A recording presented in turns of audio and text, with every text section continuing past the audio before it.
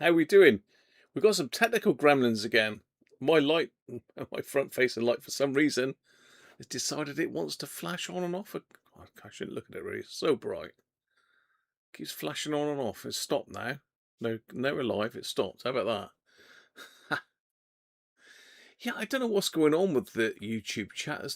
It's almost like Japanese writing or something, isn't it? In front of some people, and when you hover over it, it disappears. I don't know what that means.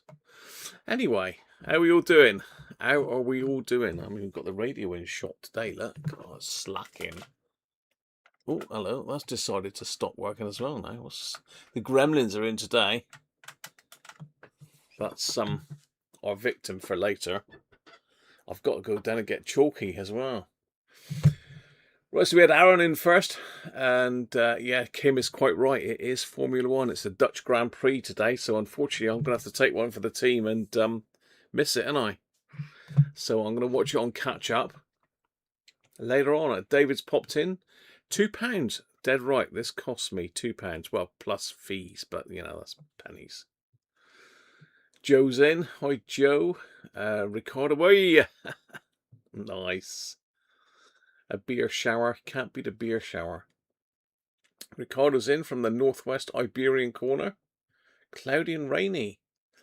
I tell you what, it's been cooler on that. Yeah, it's been cooler here for sure. Hopefully we've got audio. I hope we've got audio. Yes, it looks like we have got audio today. Amazing. That light's decided it's going to stay on now. Fine. Probably catch fire in a minute. Afternoon, Nick. How are you? Rob's in. Hi, Rob. And Rob's mum's in as well, I believe. Hello, mother. That's strange how that's done it. If you hover over that, it says, hello, Matambly. Strange. Very strange, Rob. My live chat is set for translation. Thank you very much, Rob.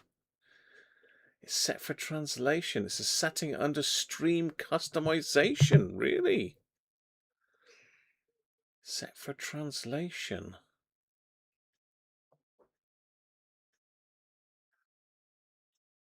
A new bug. I'll have to have a look for that. Joke. It's been happening for quite some time, actually. Ah, there goes my light again. Oh, go on, you can do it. Oh, the plug must be pulled slightly out underneath there or something. Or the power supply's eventually given up its rot on its limit.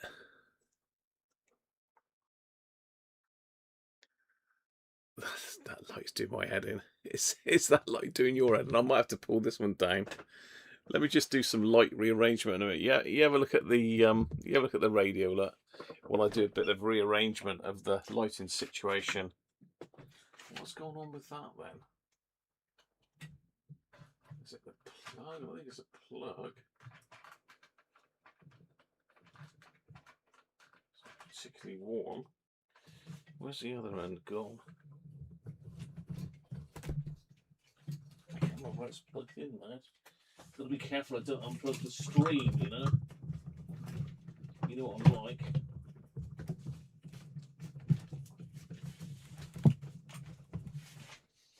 Well, seems okay. Seems okay, doesn't it? Hey, we've got the goats out today as well. The goats are out to play. How about that? It's not even Christmas yet. So, radios. Let's have a quick look. Let's see actually how much they did cost.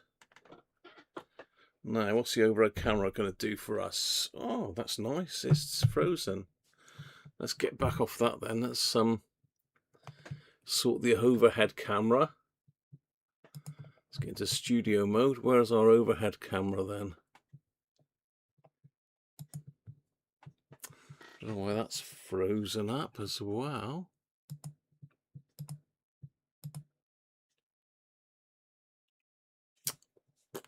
Okay.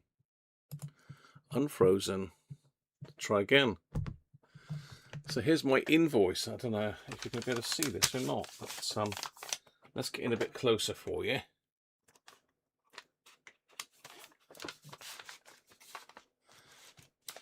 So there you are. That's my invoice from the auction house, and this radio today was £2 plus 50p premium, £2.50, and the little red one again was £2.50. I also had on it some sort of internet surcharge fee, so my total was £5.12, look, for 2 radios. So that ain't bad, is it, really? In the grand scheme of things, that's pretty good. That is pretty good. So yeah, I just thought I'd show you that to prove that they were actually that price. Philips, yeah, Philips stuff can be a real pain, can it? How's Bob? He's been recapping his trio. Rather you than me, Bob. There's a lot of caps in there, mate. A lot of caps. Did you want a VHF converter for it, by the way? Because I have got a spare one here. You'll have to let me know. I might be able to do some selling there for you. Bob's done a big job. It's oh dear.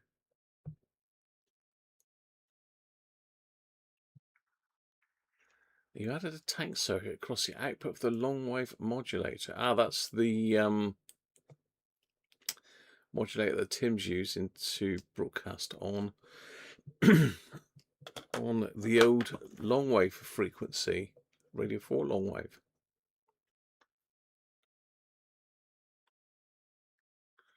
No worries, Aaron. Hi, Tom and Susie. Maple trees have started to change colour.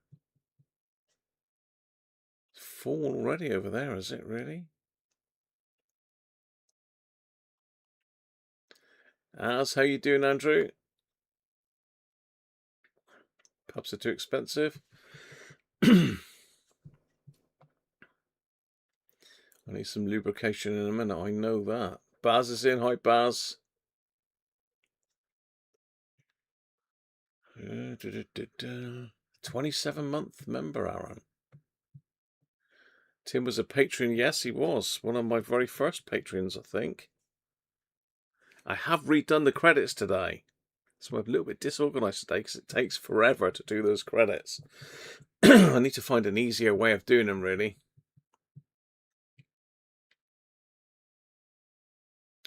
You start watching 7 years. It's unreal, isn't it? How many years I've been doing this for now.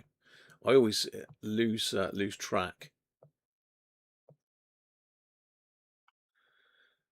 And it's just jumped a big jump. We had a big jump.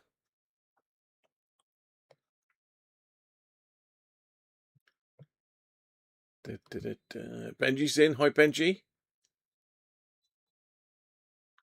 Video, audio, okay, your end. Nice one, Aaron. Chat. There's Jim from Dundee. James Farley. Hi, James. How are you?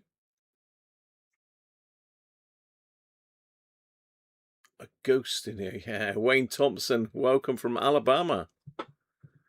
Welcome in, mate.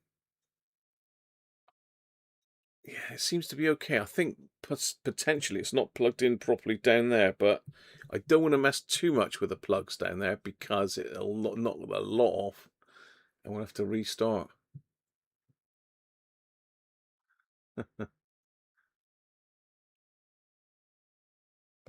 Is my LED light giving up? What do you mean, Rob? I'm not sure what you mean, mate.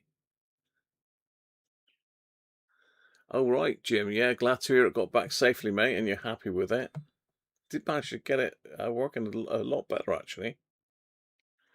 Lots of things that go bump in the night. Thank you, Rob. I always know that because I got that massive great message. It jumps up on my screen. Auction Hammer. Yes, Joe. Online auctions, mate.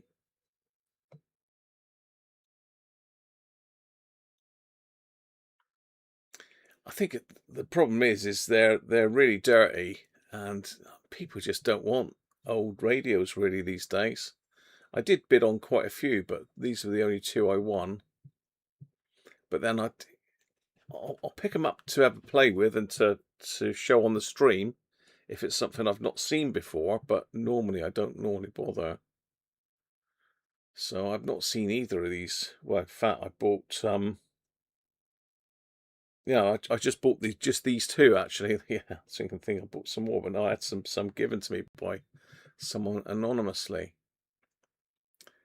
Is Wayne in? Did I see Wayne? Oh, Wayne, yeah, there you are. Have you? No, I have not turned it on, Wayne, at all. I promise you, I've not put power to it or anything. So I really don't know what's up with it. It might actually just work, and then we'll have to think of someone else then.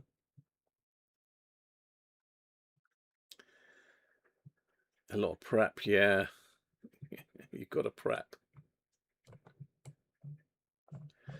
So I need to get my beer. So let me go and grab the beer a minute, and I'll put you on the page.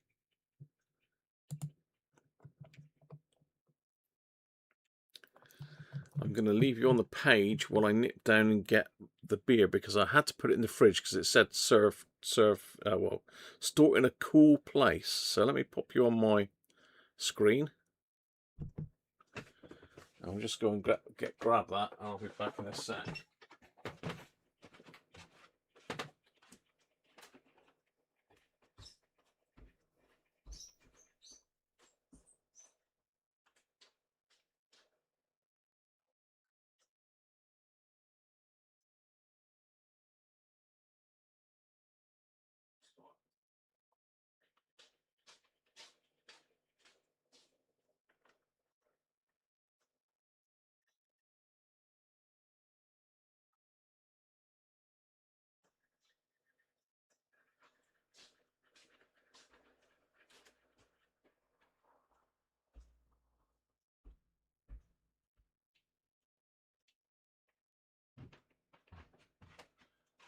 Right. So yes, Chalky's Bite. And can anybody tell me who Chalky is?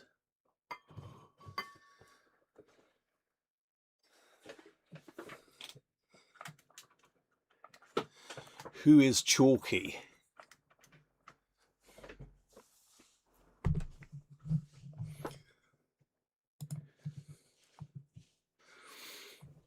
Who is Chalky? I've sort of given it away with the signature. Let me just turn it that way a little bit. Make it a little bit less obvious. Ian F, how you doing, mate?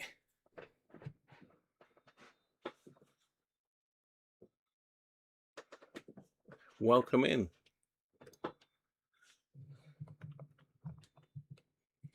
Yeah, we did feature them a few weeks ago, and they've been popular ever since Radio 4 shut down. Messages that are supposed to pick up. Yes, now I've heard of these. They're called spirit boxes, I believe. And if you Google, well, if you search on a popular auction channel for spirit boxes, you'll be surprised at what some of them cost. Basically, it's just a detuned radio, so all you're hearing is the background hiss. And apparently with some weird wizardry, you're supposed to be able to hear the other side. Excuse me. Spotty Dog. Anybody got this yet? Come on. You must know who Chalky is. Especially Aaron. I would expect Aaron definitely to know who Chalky was. Jimmy White? No. Surely. Spotty Dog? Yeah. Spit the Dog, wasn't it, as well?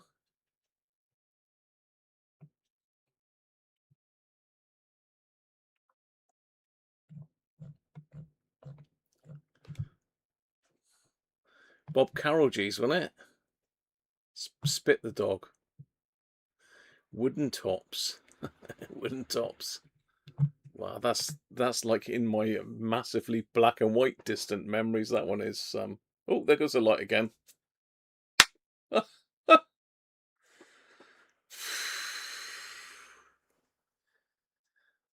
don't know why it's doing that. I must have knocked the power supply on it somehow. Need to get another power supply for that one. Oh well. I think I'd best turn that one off a minute, actually. No one's got talking. No, Tintin. Let me just get this light over a bit. Drop that one down. Instead of being the bench light, it'll have to be the front facing light now. Let's turn that flasher off.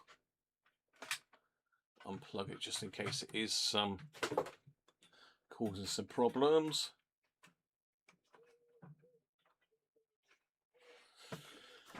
There we go. Quick lighting upgrade. So nobody knows who Chalky is. None of you people are foodies out there then. You'll recognise that signature on the side. Let's show you.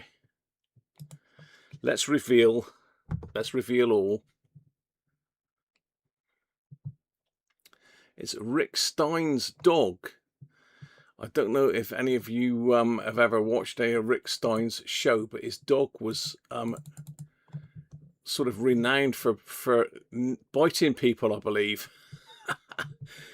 So,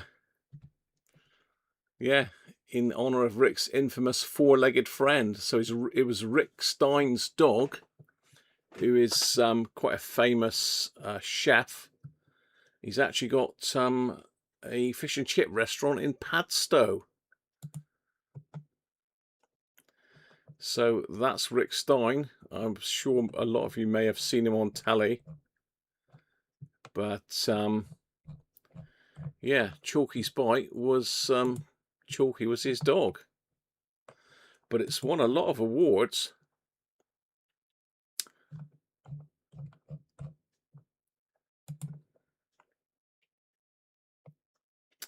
Multiple international brewing awards. So World Beers Award United Kingdom winner. So it's quite strong. It's 6.8%. It says it's a Belgium ale. And the flavours are candy floss, pear and fennel. Well, really? Candy floss beer? Really? What's it say? I believe it's got fennel seeds in it, so you know potentially it's going to taste of fennel. And if anyone knows what fennel tastes of, it's like an aniseedy taste. So I'm really not sure what this is going to taste like. Yeah, savour in a stemmed glass, which we've got, and pair with mackerel. So let me nip down and get a side of mackerel a minute. I'm only kidding. I'm only kidding. So yeah, there you go. Anybody ring anybody's bell then? Rick Stein, Aaron got it in the end. Yeah, Rick Stein, James Farley. They randomly search through frequencies to pick up ghost chat. I think it's a bit of a... What's the word for it? Yeah, I'm not sure that I believe it at all. But we'll have to see. I can't find any instructions on how to make a spirit radio. I could probably pour some whiskey in the top of one of mine. That would be a spirit radio, surely. We got some beer. He did bite a few people. Harvey's of Lewes was the main beer of consumption.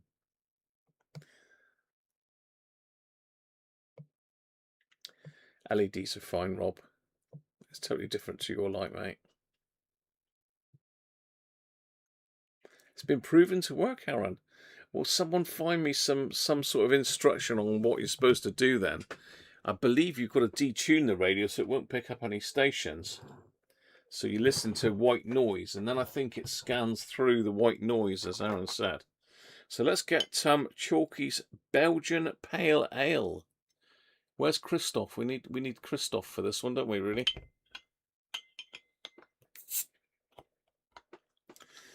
You know, we could turn the Philips into a spirit radio, couldn't we?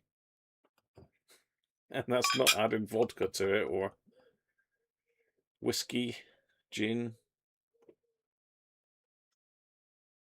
So this is in my left glass, which it should fit nicely because it's only a small 330ml bottle. It's a nice colour though, isn't it? It's like it's showing up as a little bit orangey on the picture, but to me it's like it is a light orange colour. It's like almost like Lucozade colour. Got a bit of fizz to it, isn't it? Yeah, I've listened to Spirit Radio before, Rob. There we got more beer. We could find videos on how to make it into Spirit Radio, really. Well, anyway, cheers everybody.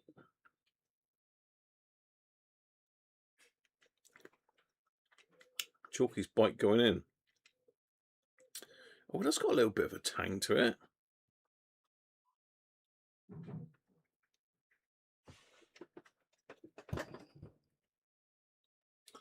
Yeah, nice. Yeah, that's quite nice, that. I quite like that. Yeah. Hey, more beer. Excellent. So if anybody's wondering why beer keeps coming down on the screen, you've got to type !beer, and that triggers a command that I've got set up in OBS Studio. Right, let's get this radio up a bit closer. We'll have a look. We've got the goats in the house today, look. They come out to play. They come out from the woodwork, lurking behind, getting ready for Christmas.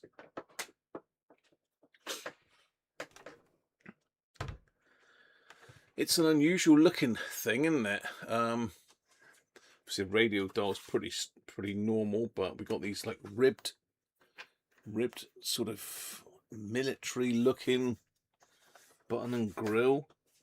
These big sliders for volume and tone. Looks like we've got a loudness control there. AFC. A rather grotty tuning dial. Incidentally, can anybody tell me what these symbols mean? Because I've not really noticed them on a radio before, but today I've actually got two radios that have got this on it. Hey, what is GO, PO, and OC? What is that? It will do, Wayne. Cheers, mate. Chalky's bite. What is that? GO, PO, and OC. I mean, I take it means the bands, because shortwave is OC, medium wave is PO, and long wave is GO. I really don't know. As you can see, this radio's still got all its grime on it.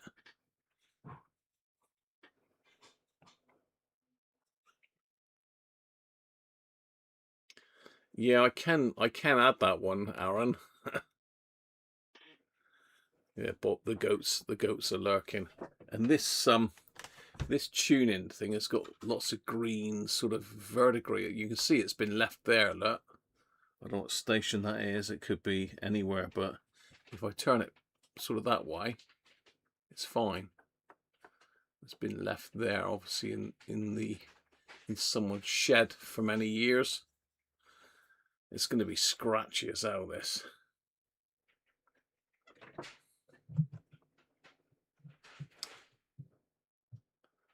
Yeah, I don't know what it is, Nick. I really don't know what it is. GO, PO, and OC. And if we look at this, is the other radio I picked up. This is the Sobel. That's got the same look. OC, PO, and GO. Again, that's shortwave, medium wave, and long wave. So I don't know. Anybody know that?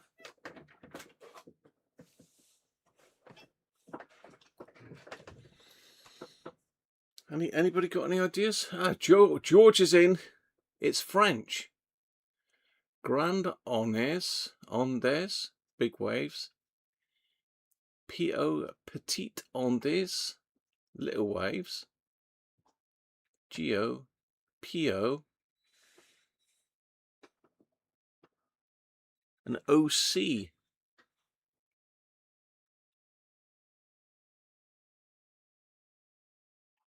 George is saying it's French.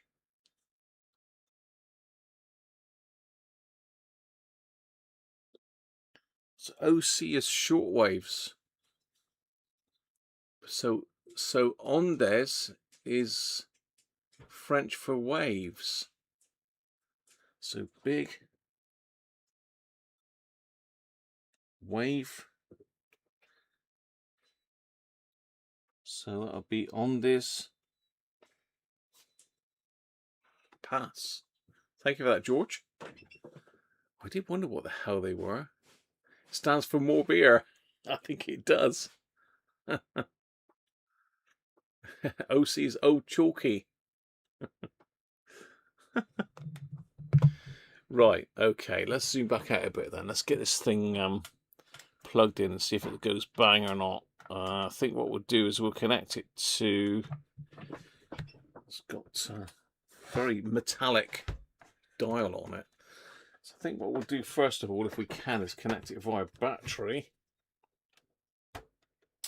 It's got your usual figure of 8 plug in the back with some rusty screws. So this has been stored in the damp, which is not going to do it any good. Can I get on? No, I can't. So it looks like we're going to have to plug it in via the mains. Now, I did some tidying up in the week, which is really good of me, but I did put all of my leads away. Well, I put them in a big box marked mains leads, and I can't remember where I put them now. That's crazy, isn't it? Anyway, I'm going to plug it into my isolation transformer. Let's plug that in. Let's just get the dim bulb in just to see if it's got a short on it. You never know. It definitely looks like it's been stored. So the old lamp limiter in the house. Let's plug that into there. Radio into there. We'll go lamp there. So you can see the lamp, can't you? Oh, steady. Now knock Chalky's bite over then. I'll get the orange multimeter out of the way. So if we turn it on there, then on there. Wow. Nothing exciting really. It's making a noise. It's not on any bands.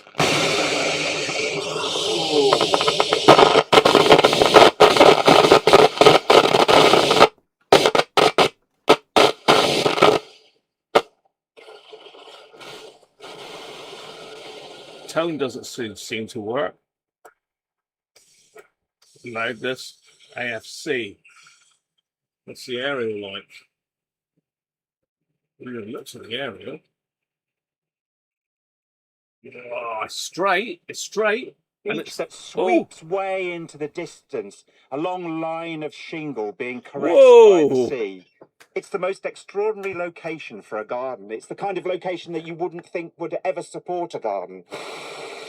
Derek Jarman created one, and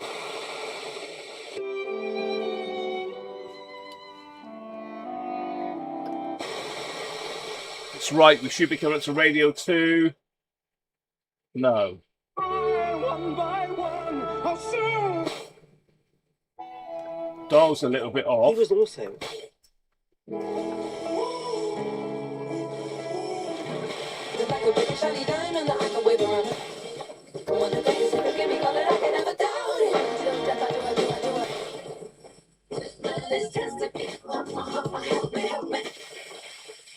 And the new manager, Andoni Iraola. You just don't want to end up in that situation where you start. And in the F1, it's stop. They're just waiting for the track to dry in Belgium. All right, this is Newsbeat. I'm Peter Gillibrand, and we're back at 3:30. So what I was going to say is I got the AFC turned off now, so we got a bit more of an accurate idea as to whether the dial is okay. So we've got 100 over here. Let's get you down. Oh, no, wrong button.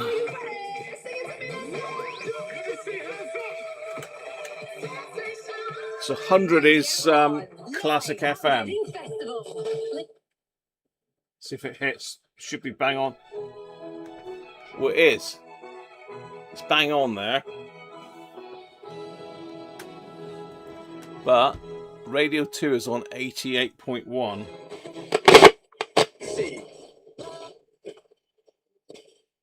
So it should be there, but tell a story with it's only a fraction out. And the original vote, bring him home, bring back There's a double hump on Radio 2. Wonderful, just wonderful. I'm only picking up one side of it. There's Radio 4's around here somewhere. Among a desert of shingle. And facing us here, we can see a large Santolina in great piles. The colour of the window frames here of the cottage match that very vibrant yellow of the Santolina, although the story is that he painted the windows yellow to tie in with the gorse and broom, which comes earlier in the year. Everywhere are these curious, almost really surreal nice shapes made out of driftwood and metal. There's one here with a piece of metal pushed through a hole in a large stone, which have been collected from the beach and the surrounding area. I won't turn the volume down because it's going to make a hell of a racket. Have we got an external aerial socket? No, we haven't. So, shortwave. Looks like we've got the 19 meter band up to the 49 meter band. Let's just turn it, pull it out a little bit so you can see a bit better. Let's get my armpit in shot. That's great.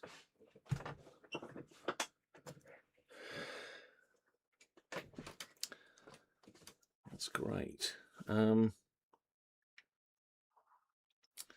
So yeah, shortwave is 19 meters up to 49 meters. I think the only chance we've got is probably up this end. We might get some in around 25 meters or 19. Let's have a look. Of the old watering cans and the like.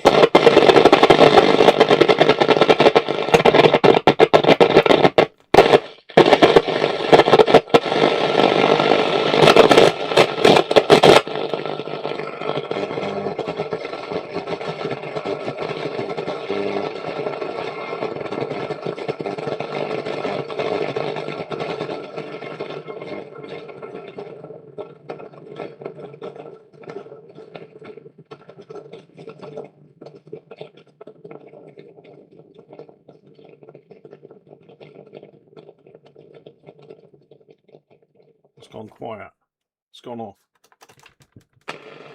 So volume pop.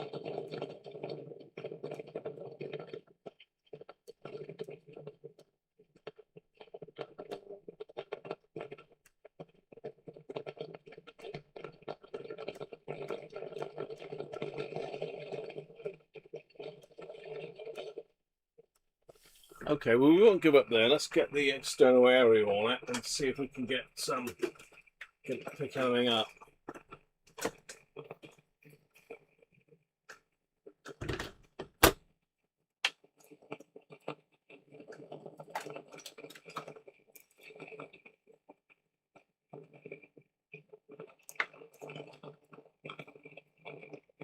See if this makes a difference.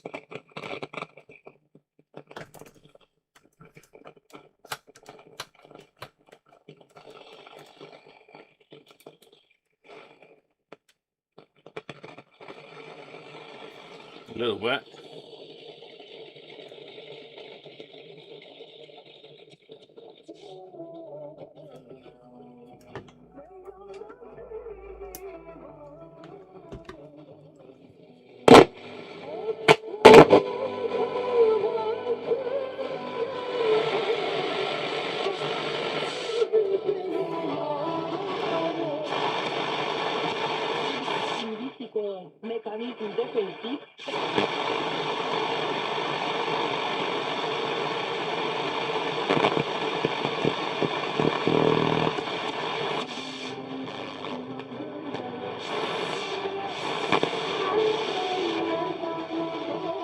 China, I think.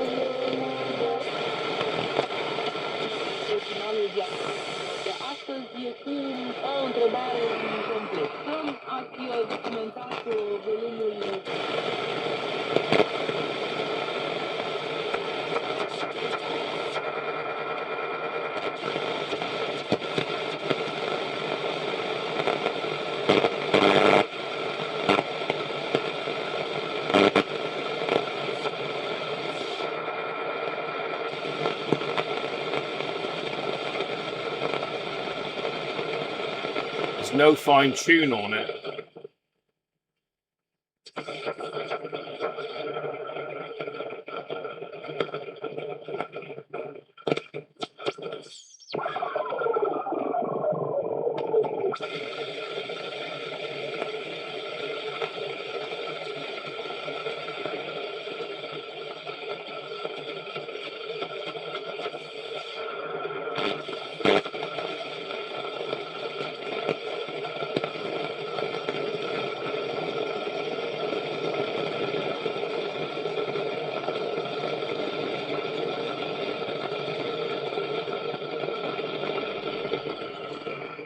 Well, it is working. It is working. It is working. Let me just have another sip of Chalky's bite.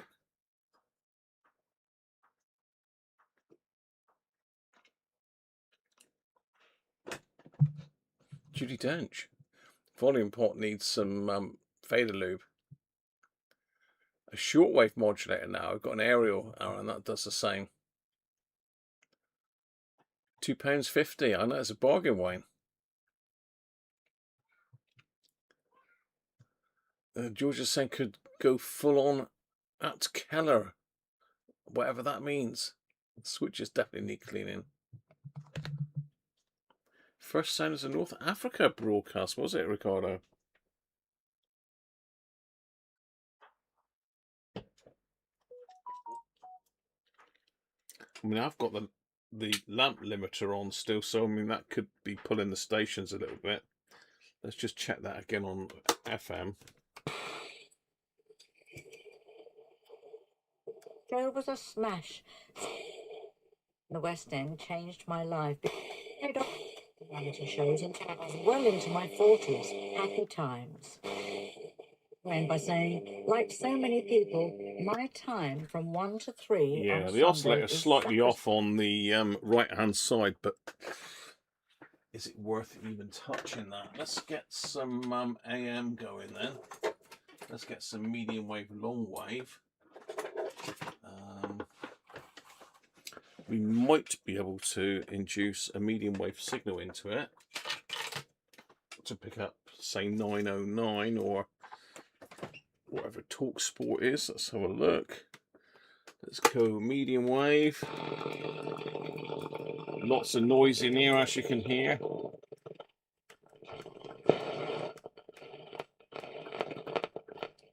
Should be getting stuff around here.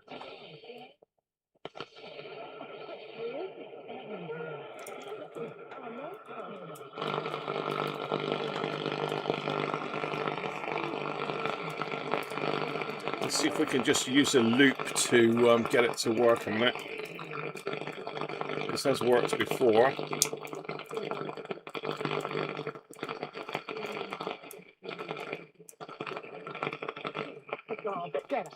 There we go. So I like them even more now because I've had this. Yeah, I really like all three now. That's why my parents sent me away to school. Now becoming clear. Yeah, you're helping me understand my childhood. Oh yeah, it's the hip therapy. There you go, just a coil of wire. Ready. Level with the edge of the penalty area, so Manchester City with an opportunity to try and come forward. It's working really well, actually. That's pretty sensitive.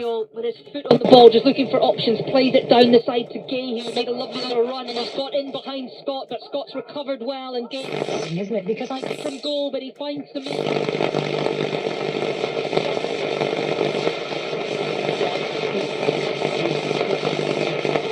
Dave, you probably goes up there with Jonathan Woodgate's in it for Real Madrid. He got caught on the ball, didn't he, into the second goal. Let's try tuning by it on Ari. the Then he just ATU a got minute. caught on the ball again, just So I go hovering through on to it, just Cuppa. lose it completely.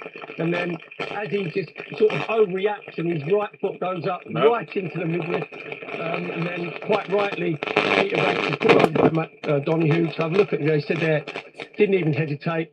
Off you go, because you cannot show your 6 studs and boot your opponent in the stomach. So, it was bad enough Aston Villa being 4-0 down after half hour without someone who's making their debut, giving the ball away and then get himself sent off.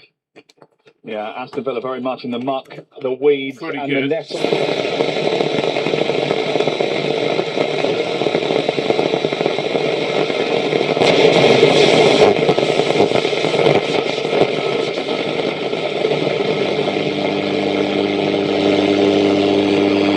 Nothing else on there. Right, long wave. Let's get the long wave modulator out.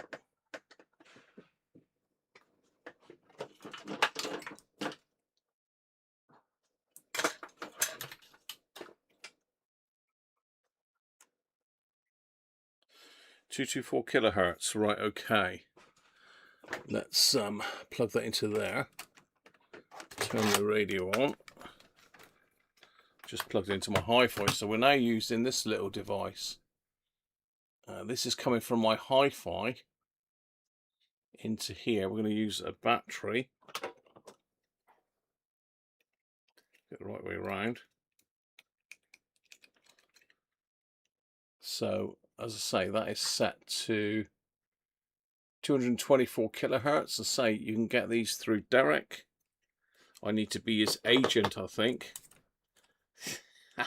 And if Derek's in, Derek Cooper, is he? Yes, he is. There he is. Welcome in, Derek. Let's drape this over here. We got BBC Devon on it. There we go. I don't know if anybody heard me this week on BBC Radio Devon, but I was on all week in the morning on their show. We don't need that for a minute. Let's turn it on. Let's go to 225. It should be around.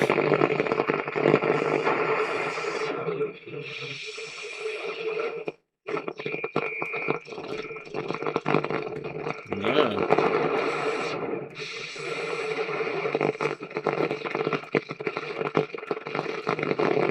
Where's that going now?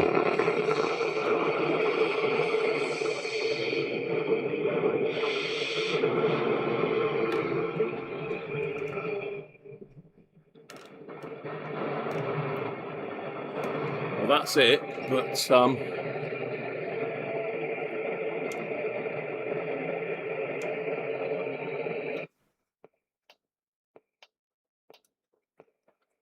we've got tape in there. What tape can we put in? Let's put in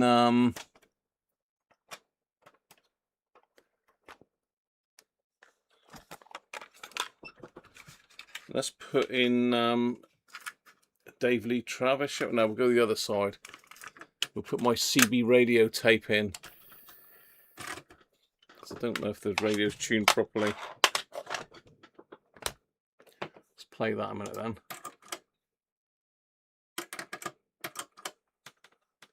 Might need to be over that side somewhere.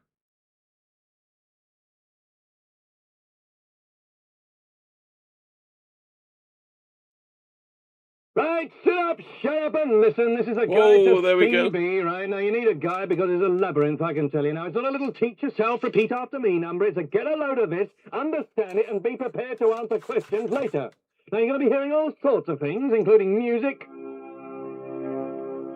Yes, you're going to hear what CB is for, people using it, how it started in America, how it started here, and you're also going to have a guide to this guide. There's somebody who knows a lot more about it than I do, and he's terribly familiar. You'll know his name immediately I say it. He's so well known, I hardly need to introduce him, and it's Mr. Dave Lee Travis.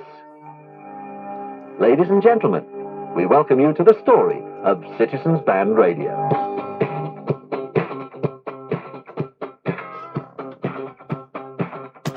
So this is the tape. So you want to know about Citizens Band Radio? Well, this tape, believe me, will tell you all you really need to know in the straightest way possible. We're not going to confuse you with talk like rubber ducks in convoy. Well, hi there, good buddy. Got it.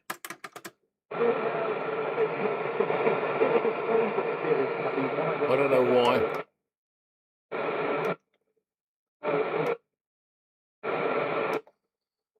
Why the radio's not working. Which is very hard to... I can ask.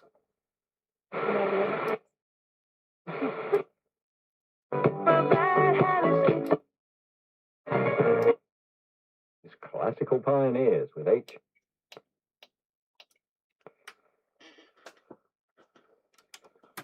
One was but to push you. Wrench and join in the monster lane. No digging in the slack now. Don't beat the bears down and go.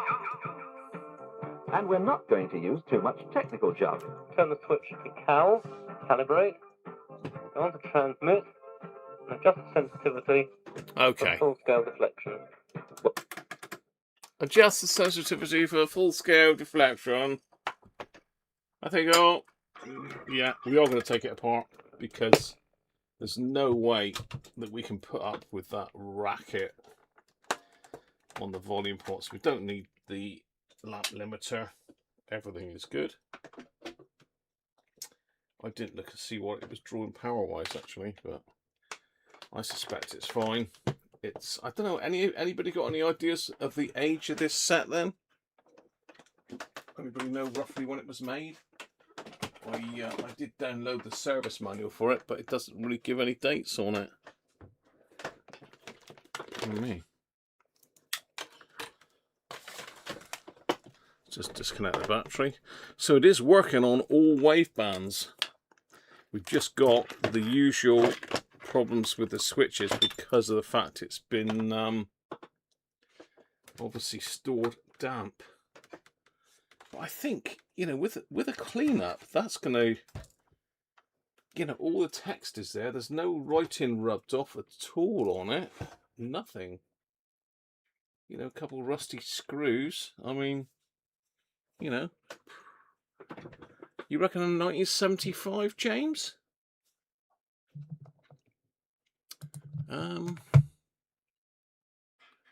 Yeah, I don't know.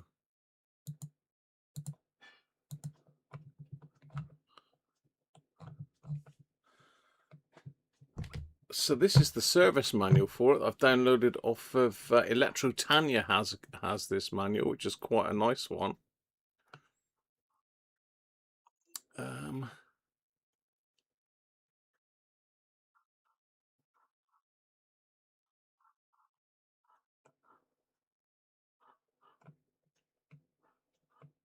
It's quite nice circuit layouts.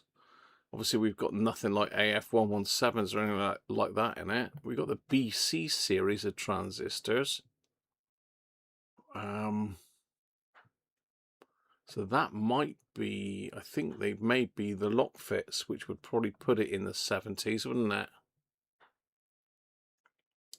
I'm just trying to see. I don't think these numbers here mean anything. 1, 2, 4, 4, 70, 1, 2.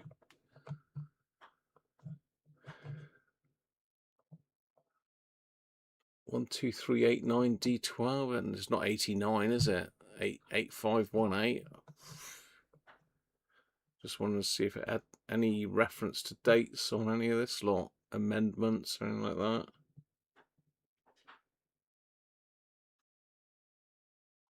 No.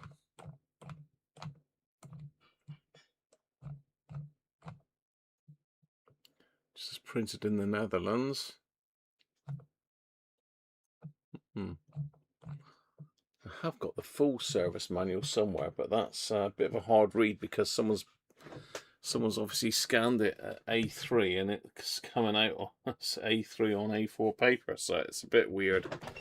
We're just gonna have to wing it, work out how to get it apart. But yeah, I'm not sure. I would have said it as probably late 70s, potentially early 80s. Saying that it only goes up to 104. So maybe it is earlier rather than later. Obviously, the later sets went up to 108, didn't they? So it could be 70s, couldn't it? Alex, how you doing, mate? Yes, they are en route.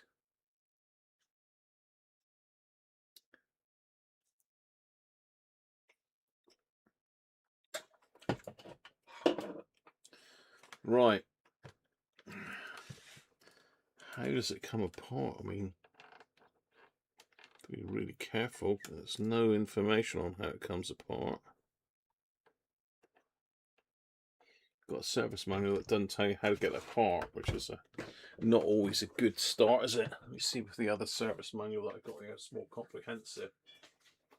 See if that's got any more info. I think it's exactly the same one though.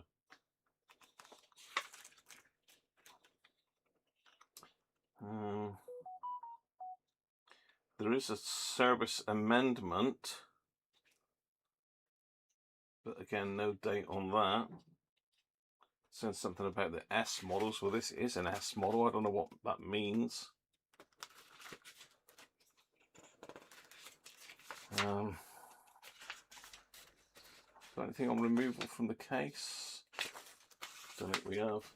I think they're both the same manuals, just one's laid out a bit better than the other.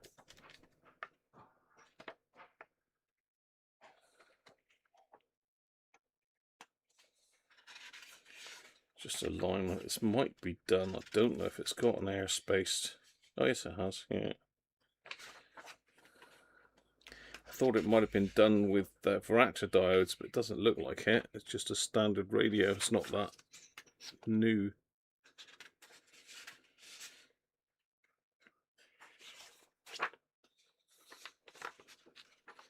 Seem to have got the service manual twice here for some reason. There's a few more pages in this one. But yeah, at least we've got some service information if we need it, but I don't think we're gonna need it. It just looks like Phillips screws. Not sure where that comes apart. Phillips, I mean, Phillips back in the day were cool. That hadn't been taken apart before. Wow. Phillips back in the day were always a little bit problematic. Not as bad as Amstrad, but still problematic. Let's put these in. And they didn't tend to last that long.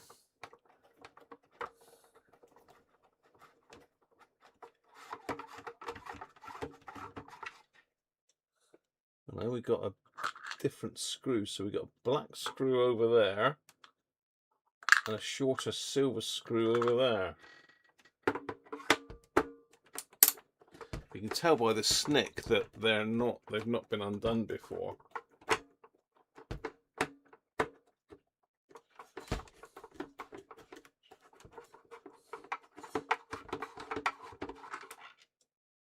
And that's a silver one, so we've got a black one in there and two silver ones.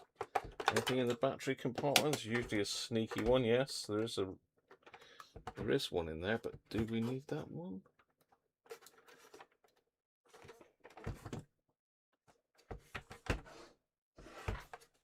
At the top.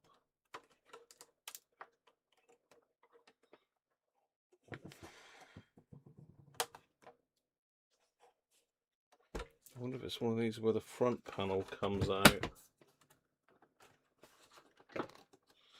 Who knows with Phillips in it,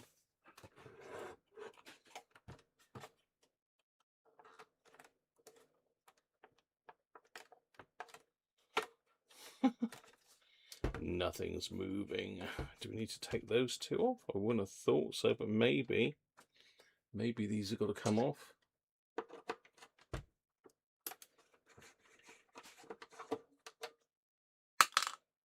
No, I don't think so. I think it's just It's just a cover plate. Mind you, those screws need cleaning anyway. No, that didn't need to come off.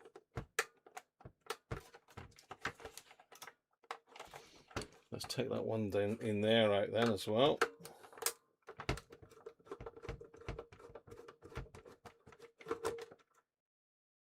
There's a little washer.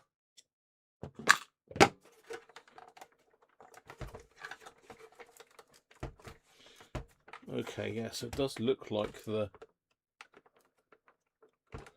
black bit comes out.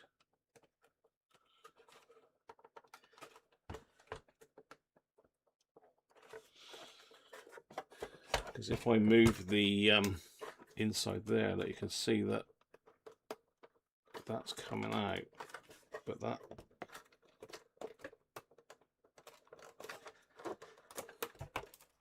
this bit doesn't seem to want to.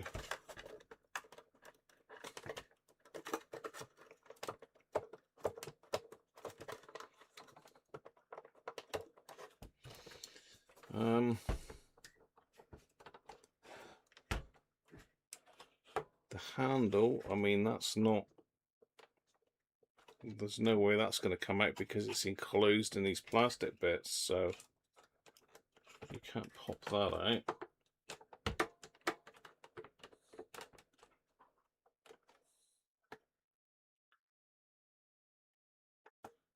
So it should push out.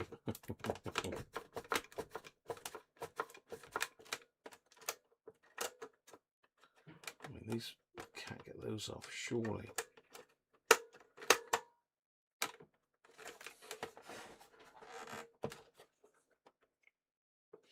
It's almost like there's another screw down here somewhere, but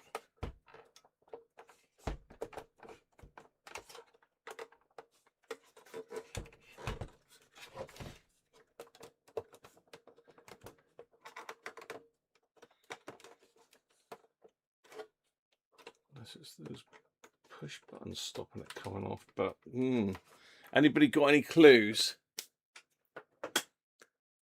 Under the sticky label, Baz is saying.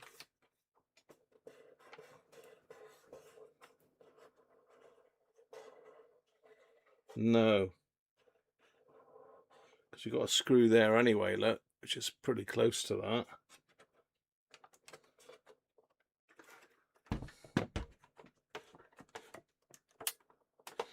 It definitely feels like it wants to go. But I don't see how it's going to get over these buttons here. Unless these have got to be popped out somehow.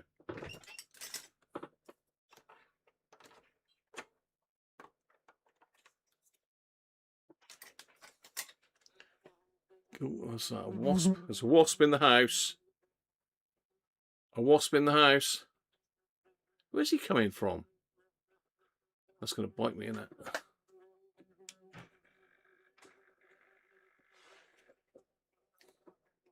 What can we get to bat the wasp with? Oop. He jumped down somewhere. Where'd he go? Where'd he go? Got him. Paintbrush. Thanks, Rob. Could well be a similar sort of age. Pitco, how you doing? And Pepperidge. Spudger it. Whip the knobs off. Opens up the frontage. Spudger it. Let's get some spudgerization tools in here then. Where be me spudgerers? They were there, but you know that means nothing, does it? They sort of move all around the workshop. Spudgering tools. I want a plastic one ideally. See if I can't get that off with a metal one then.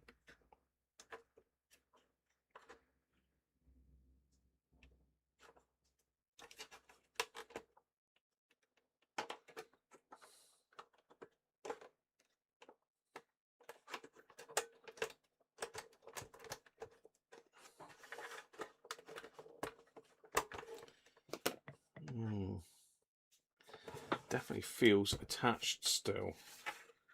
clearly we've got it apart down here. Can't quite get it far enough.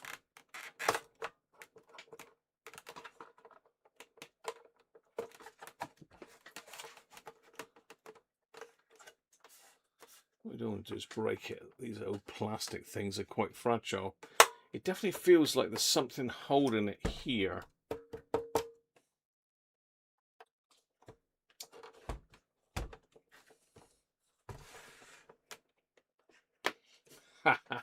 Let's have a look at the exploded diagram. I think there's an exploded diagram in the back here somewhere.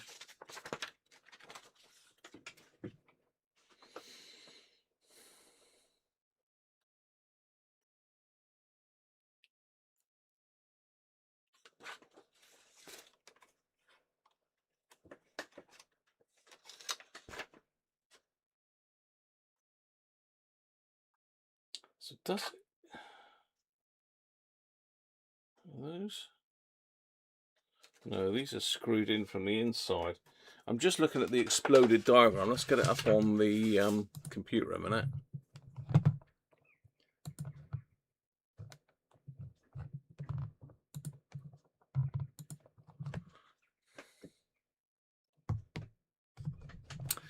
So there's the exploded diagram. Can we work it out from that, I wonder? See, that back piece definitely comes off. Looks like there's lots of screws there. It's not mentioning these screws at all, is it? We can see these side pieces come off, but it looks like they're screwed through there. So they're screwed through unless they're pushed on.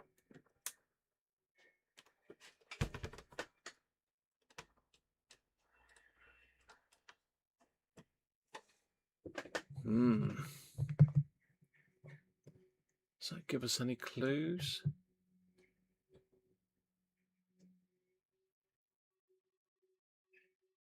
It's not even showing the screw that I took out from there, look. It's showing screws going that way into here.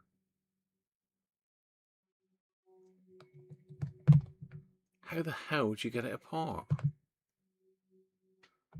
There's loads and loads of screw pillars here, but I take it that's for mounting the circuit board on.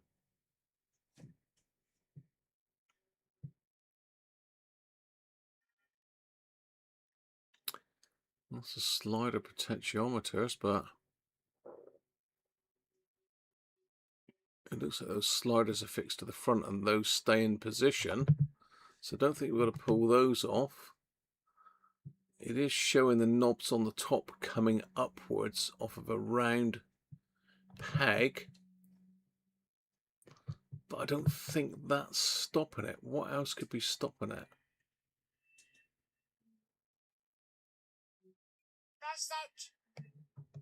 Message.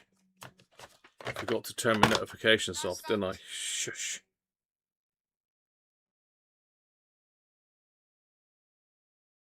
Let's turn my notifications off. It's annoying. I've normally got them turned off. There we are. Yeah. That doesn't give us a lot of information, does it?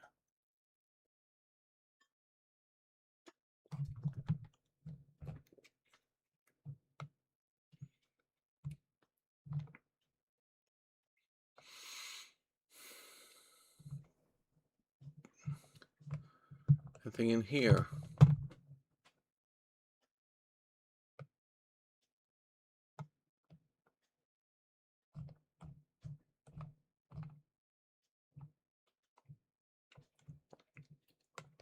Nothing. It's a service manual that doesn't tell you how to get the radio apart. That seems about right for Philips, doesn't it? I mean, we've got this exploded diagram. There must be clues in there somewhere.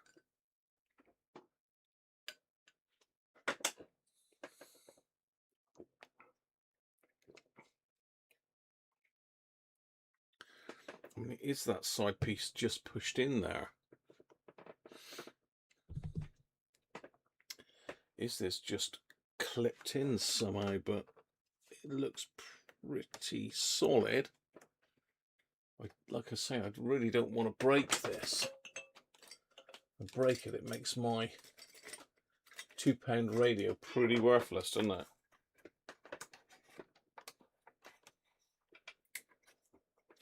See, it's got to be screwed in there. There's a big old screw pillar there. Yeah, that's no way I'm going to pry that.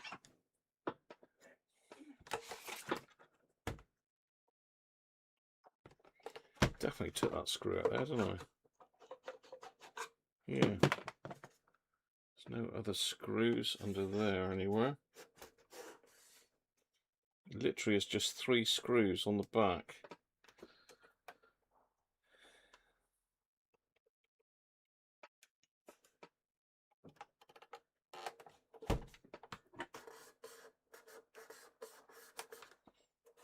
So there's nothing under that sticker.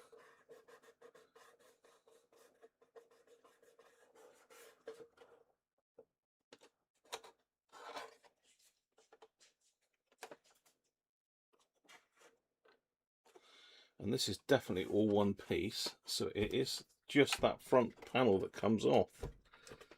I mean, is it these that we've got to get off? Do we need to get these off to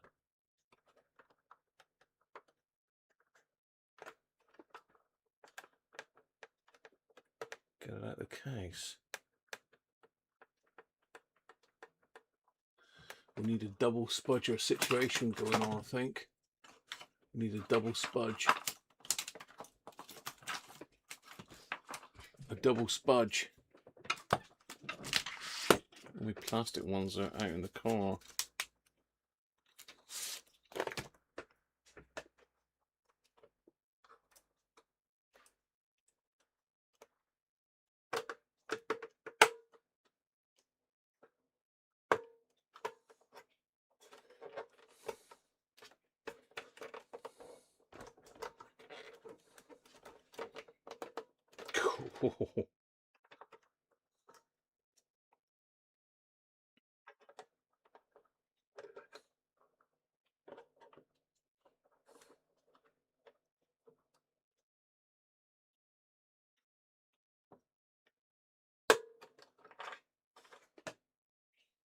Okay, it's one off. Should make the others a bit easier to get off.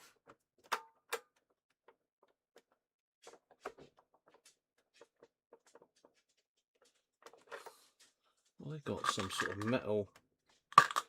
Yeah, they're on D-clips. Great.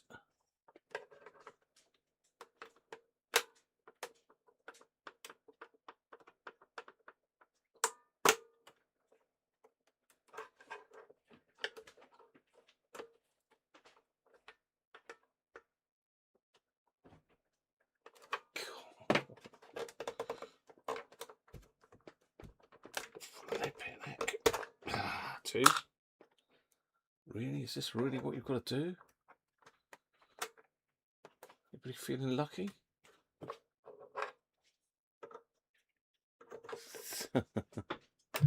Are we on the right page here, by the way? Yeah, we are. You can sort of see what I'm up to up here. Just about, can't you? Let's just get you up to the top of the thing here. Jim, how you doing, mate? Radio Japan from 1400. 11.8.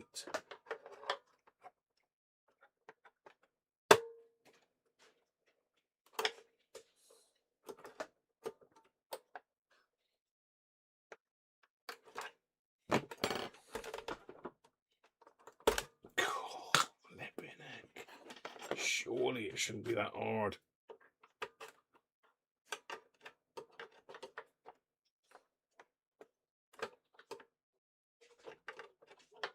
Surely.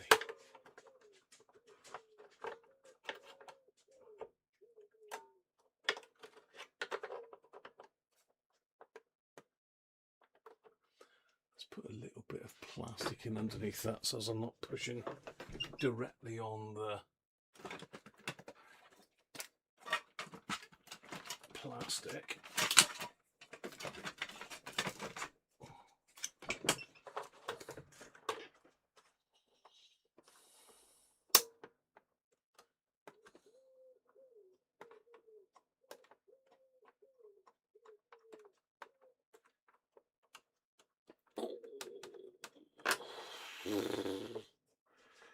And the last one being the hardest one of all. Really want to pry it against the other button there.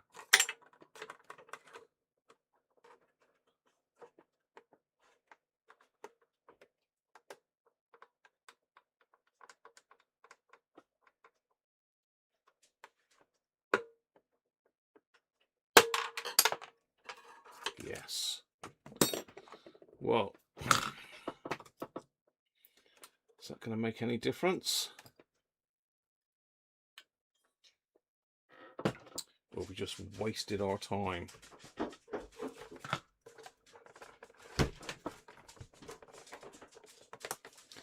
That's made absolutely no difference. What is going on? I mean, we've got to get the front off. There's no way we can get to these sliders without getting this apart. Where else would there be some secret screws?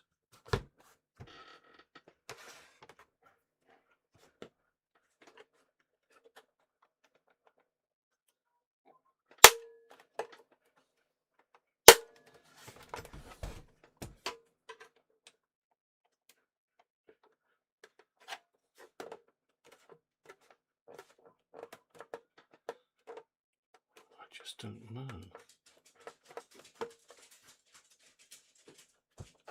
You've got to love Phillips, haven't you?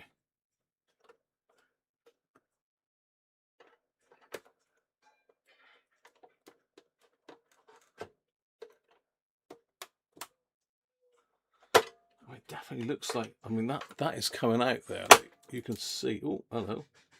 What happened there?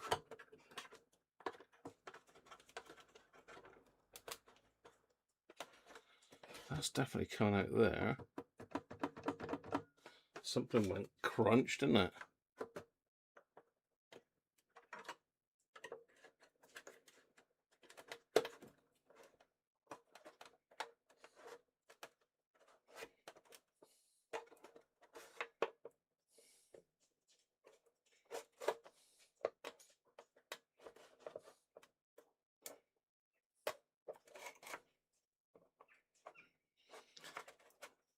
It's definitely stuck down in this corner. You know, that side's pretty free, but it's around here somewhere. It's stuck around here. Anybody got any ideas? The handle covers, do they pop off? Well, I don't know, because they're all very, yeah, it looks like they're screwed in, Pepperidge, unless you know that they do, and then I'll give it some stick. But I'm giving that some stick there, and that one ain't moving.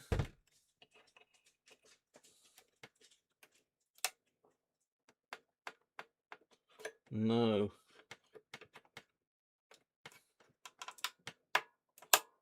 Oh, hang on, hang on.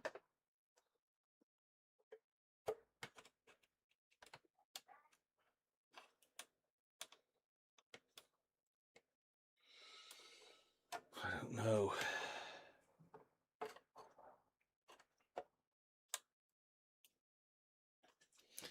We're going to end up breaking plastic. This is the problem.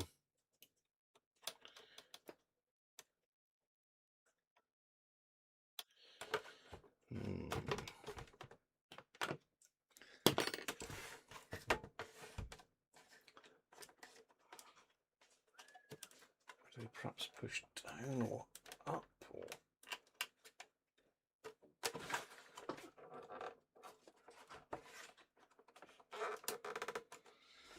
I mean, I can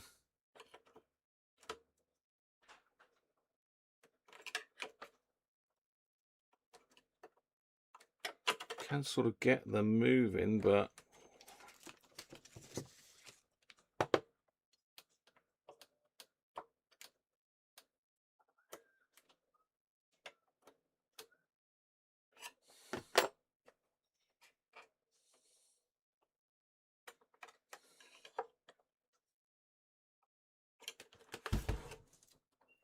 it looks like they're screwed through from the inside, you know.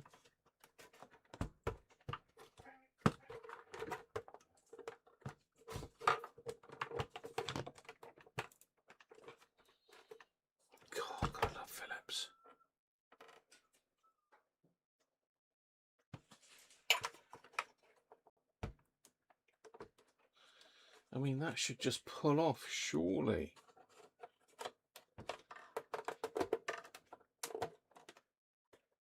See, it's coming this side. This side's coming off, look.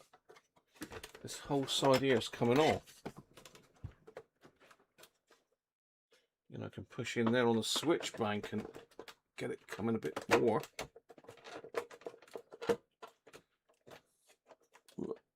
I mean, look, we're nearly in, but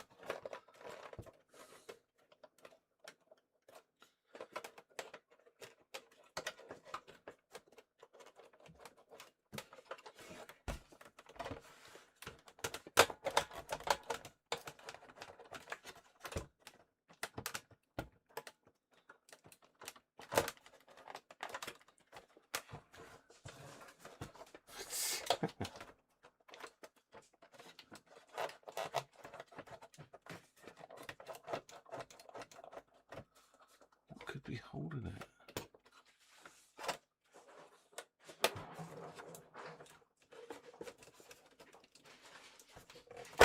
Ah! Whoa! Whoa! It just came apart. What a game that was!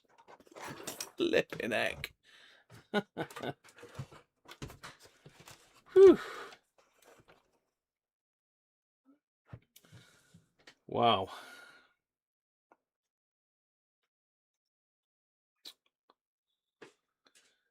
It don't look too bad in here.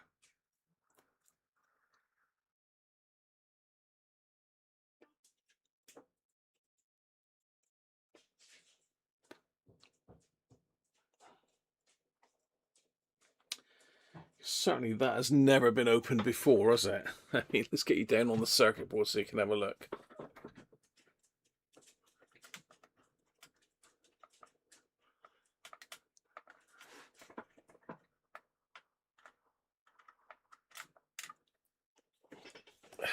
What a game. I don't know why it was hung up on this corner. Just don't know. So, what have we got in here? Have we got anything nasty? We've got wax, which is good, not the conductive muck. I can't see any bulging caps. It sounds good. We've got quite a nice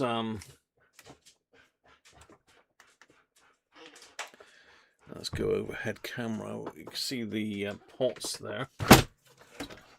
Steady.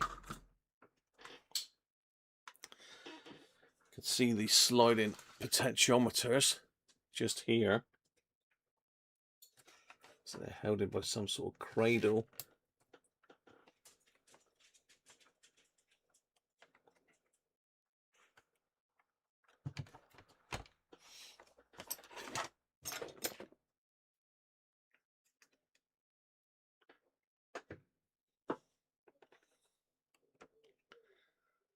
So, I mean, I'll need to take it apart a bit better to clean it, but for the purposes of this, we can get into both the potentiometers, give them a dose of deoxit, fader lube.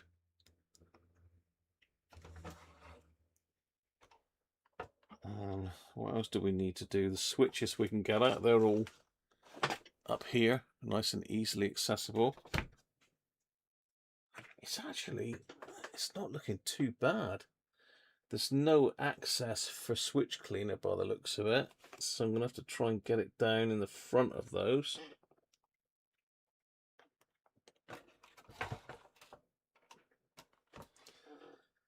But yeah, it's looking okay. It's looking okay. Radio Raising the Dead. Slide handle covers up. Well, you can't because they're actually fixed with captive, I don't know if you can see that, but the sides are fixed with these captive nut things. Just about see if I move that back a bit. Can you see? So the cover is held by that, so there's no way that was coming off. And they put all this sticky glue stuff on to stop the other bits pulling out. But yeah, you need to pop these off to get the handle sides off. So yeah, they don't slide up, unfortunately. Okay.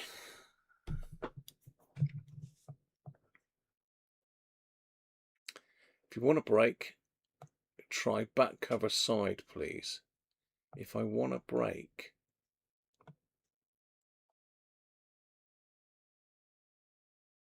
slide that up, don't pray it.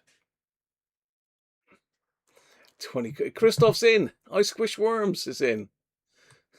Welcome. Who else have I missed? Anybody?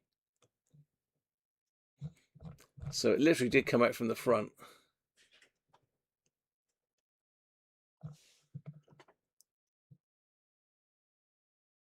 $78 to $80. Thank you for that, Wayne. We did say, didn't we?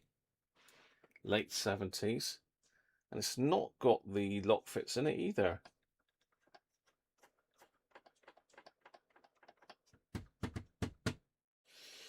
Now, what do we do? What do we do? Do we take the sliders completely out? I don't think so. It's just a pain that these are all attached. Be nice if we had a modular plug that we could just unplug, but we haven't got that.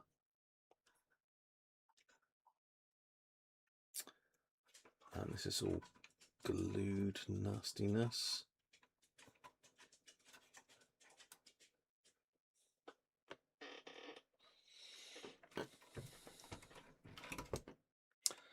So what we'll do is we'll put both of those up to the top. We'll fader lube them both down through.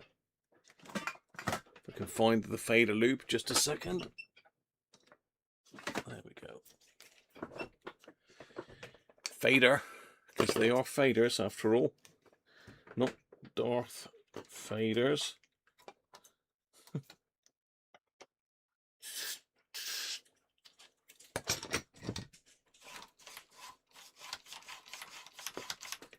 They move a bit better.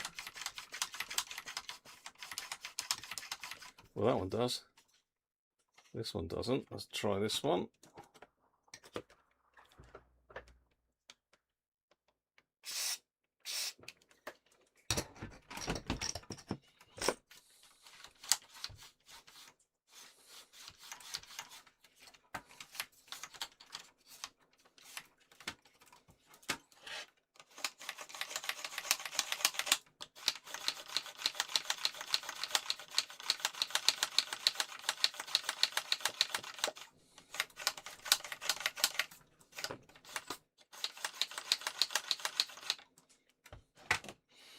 That should be those. We've got a couple switches here, so let's get the deoxit out. D5.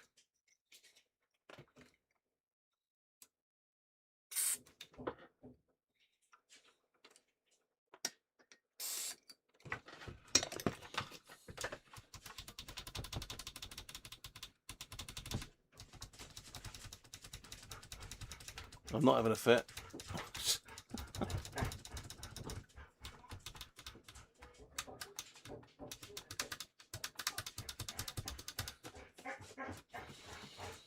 That's those. Now, these, we can't get in the back end because they're all sealed.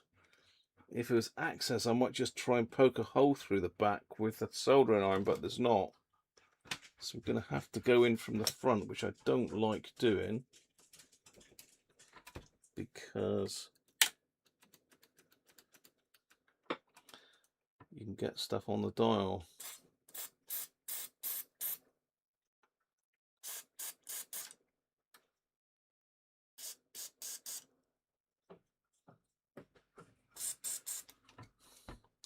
There is a little hole at the top there on each one. Not that I can get at that one.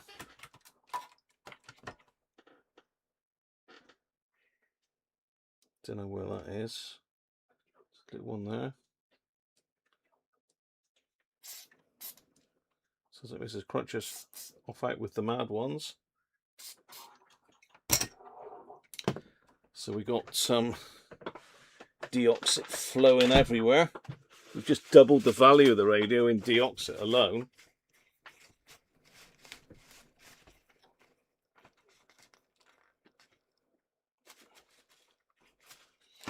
Right, switch exercising.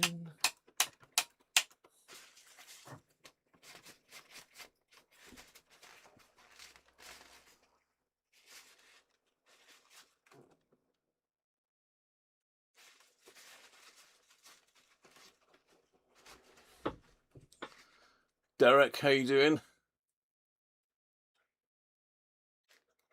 On your weather station? Yeah, I need to do mine. My weather station's packed up probably a couple months ago now, if not more than that. I must get it done, as Rob very kindly gave it to me.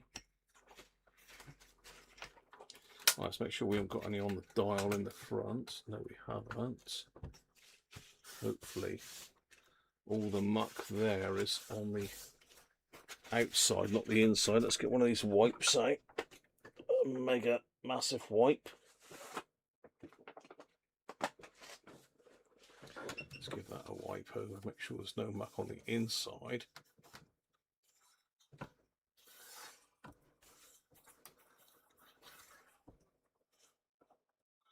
Well, the deoxit's working its magic.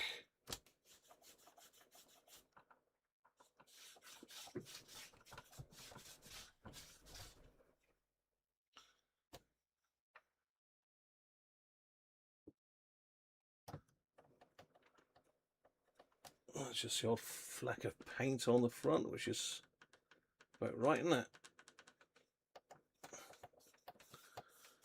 70s and 80s decorating craze.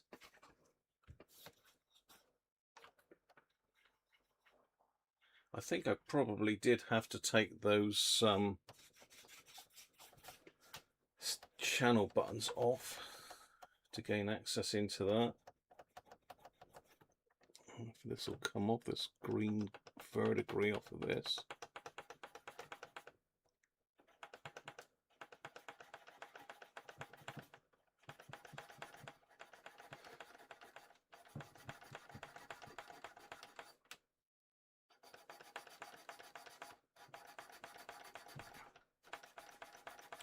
Not really.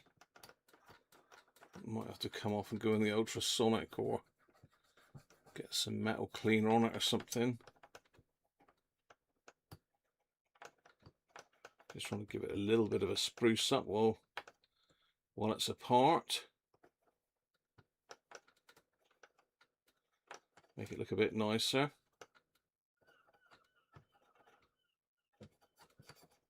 Back to the gross bit again.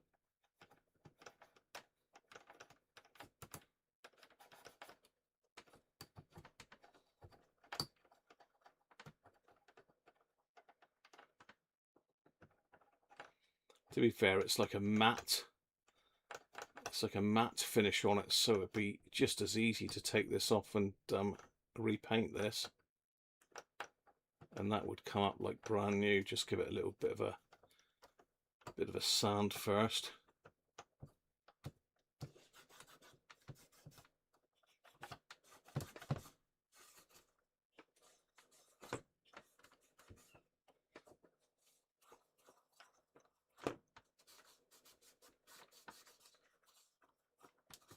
I'm just using these big wipes for this. Just give it a bit of a clean.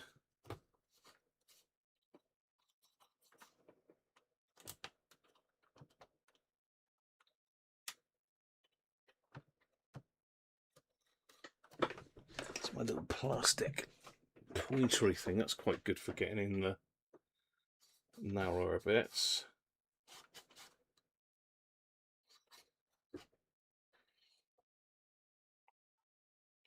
Not scratching anything.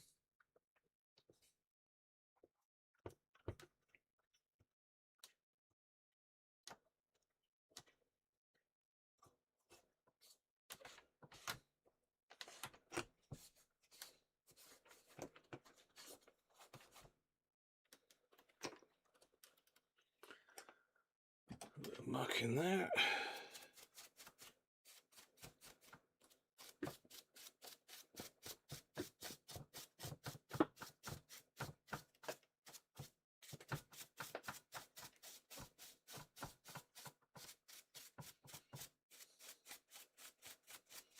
Again, to clean this properly, the speaker and that would have to come out.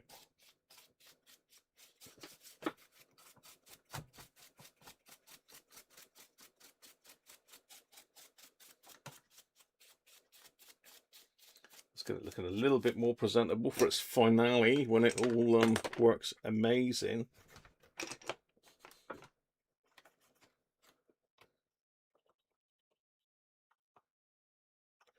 Yeah, that's pretty gross in there.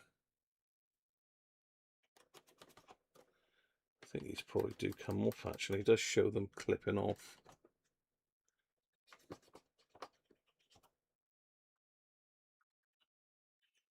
They could come off and go in the ultrasonic really. Yeah, they will clip off. I mean, it should come apart easier next time, shouldn't it?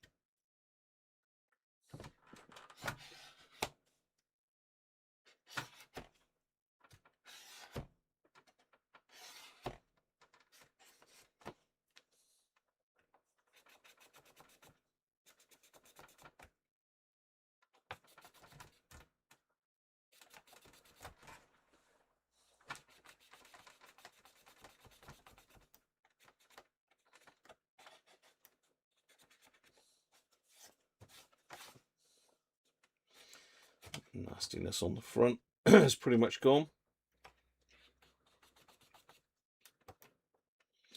I must get my Rode mic back up and running as well, because the audio was better with that one.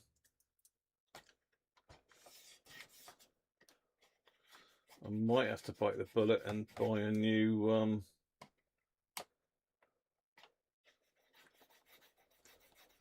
mic for it, which I don't really want to do, but I've repaired the other one just way too many times. But then saying that, if I get a new one, I'm going to break that, aren't I?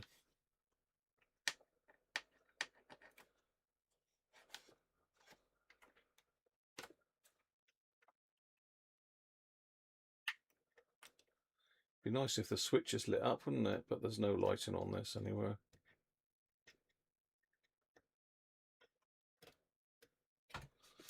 Okay, that's looking a bit more presentable, I think. Underneath.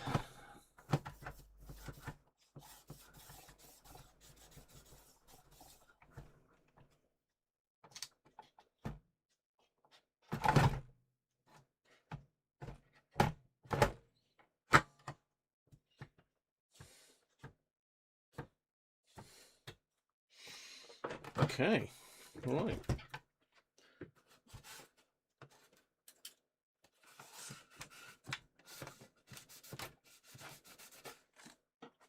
Get to the bits that we can't get to when the case goes back on.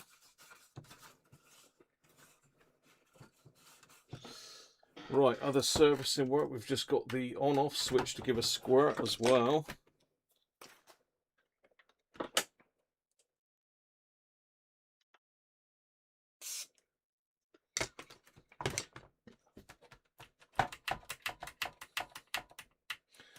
Oh, we have got a dodgy cap. Oh dear.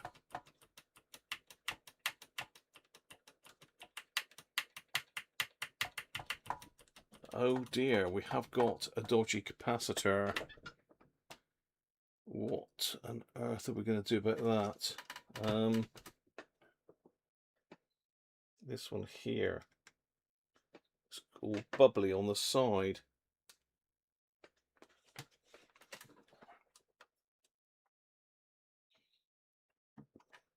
Let's see. I don't know that I can show you. I might be able to. See if I can get the overhead camera in here.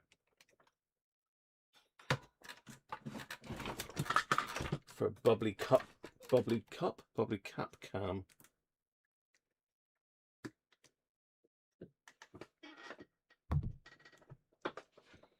Ah, there you go. Can you see this one? It's all blown out on the side, look.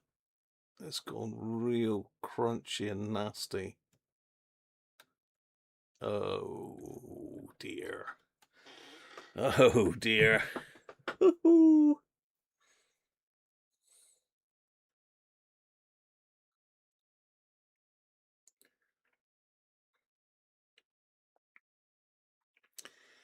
Yeah. We're going to have to do a cap. But before I do that, let's have a quick look at our YouTube channel of the week. Now, this man is mainly into vintage gaming stuff. He does a lot. He does a lot of different stuff. I'm sure you're all subscribed to him. He's got 59,000 subscribers, so you know, 51,000 more than me, but you never know. You might find it interesting. Jan Beta. Link is in the description. Now, he does a bit of computer stuff. He says he enjoys electronics and vintage tech, 80s and 90s, Audi hi-fi equipment and musical instruments. He's everywhere by the looks of it. He's got his own website, Patreon, Ko-fi, PayPal, Mastodon, whatever that is, Blue Sky, PeerTube, Twitch, My Playground, and My Video, Lab Gear. Well, that's just a list of his kit, I think, by the looks of it. But yeah, Jan Beta from Germany. Now let's have a look at his videos. So I'm going to have a look at this one later, I think. I did click on it. It's a RAM tester. So interesting if you're doing any of these old Commodore computers, which this is my computer fetish, is the old Commodore stuff. And he does a lot of that. But he's got mini PC, reel-to-reel. There you go, Christoph. Reel-to-reel repair. All sorts of stuff. Joysticks. Pioneer Digital Timer. NES. If you're into electronics, he's well worth a watch. Well worth a watch. So there you go. That's your YouTube channel of the week, Mr. Jan Beta. There he is, the man himself. But yeah, really nice guy. Very very interesting and easy to watch. You're welcome, Squish.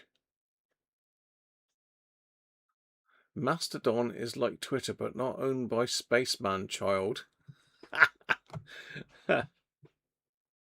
Oh, you've been talking to him about it, Christoph, have you? Oh, right.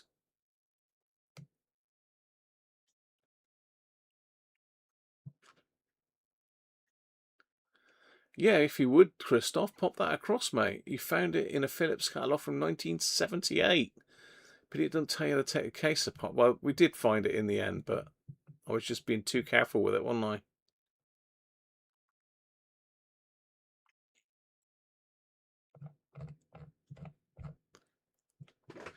Right, okay. We need to get that cap done, at least. And if that one's gone, what's the state of the other one's going to be like? That is a horrible... I've never seen that before. They're Pitco, all the same... Oh, no, that's Tycon.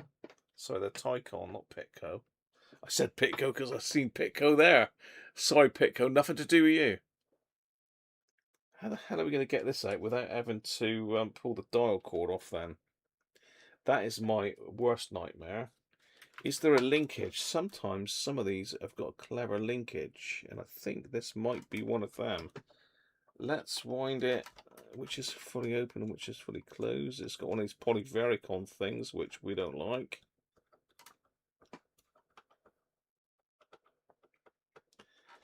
Let's get the pointer down this end. Let's take out some of these screws and see what happens.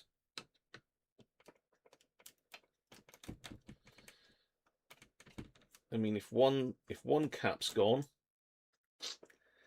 you know where we're going, don't you? You all love a good cap change. Well, you love the cap bingo. So some of them are different. That one's got a bit. So I'm going to leave that one because that one's got a bit of sealant on it. So it looks to me like they're meaning don't take that off. Could be a pulley for the blimmin'.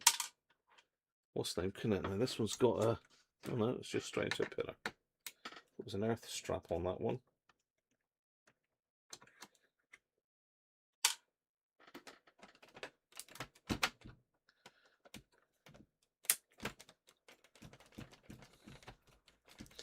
This is going to be a bit of a pain, yes. I'm going to regret doing this.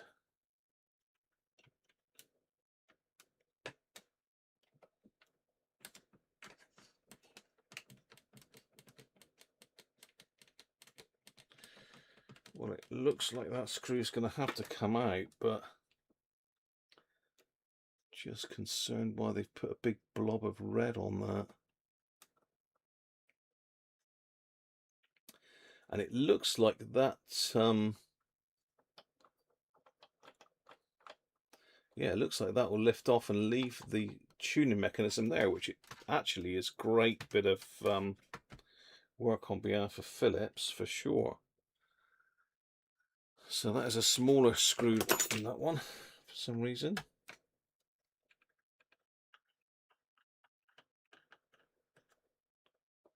And it's not a Philips, it's not a crosshead.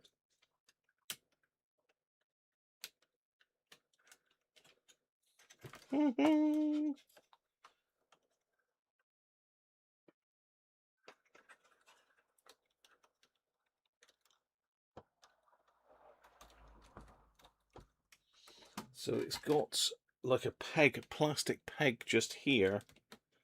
It looks like we've got to get clear of that before it'll let us take the board out. Okay, we're free.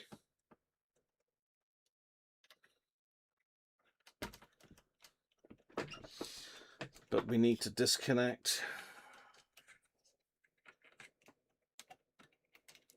all the wires over this side. Cool, these have gone really hard and crispy, these like insulated things. Ugh. Oh, what a pain. Thing is, if I cut them, I'm not going to be able to solder them back on because of the angle of the board.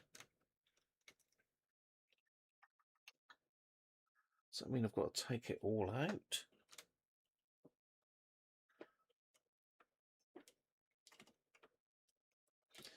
Yes, it does. So these three here, which are the transformer and the audio stuff. Well, you know, in for a penny, in for a pound. We've got to get it. We've got to get that cap done. I'm not going to put this back together and have to take it apart again. See what happens. So that's a different screw again, is it? Yeah. So when that pulls out of there, which it should do, I'll put that screw back in there, just so we know where it went. This one.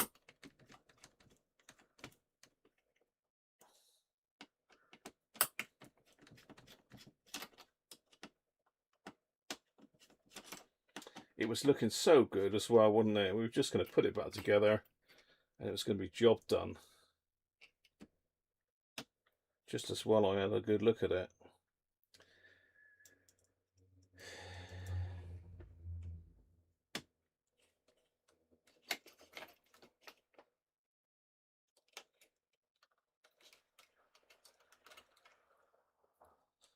Okay, that's those three. The only problem I got with this is that it's screwed on the front panel. So I'm going to have to unsolder those two wires. Let's take a picture first. You can't quite see where I am because I'm over here. It's these two up in this corner going to the on-off power switch. I'm going to have to take them off, and it looks like they threaded them right the way through as well, just to make it a bit harder.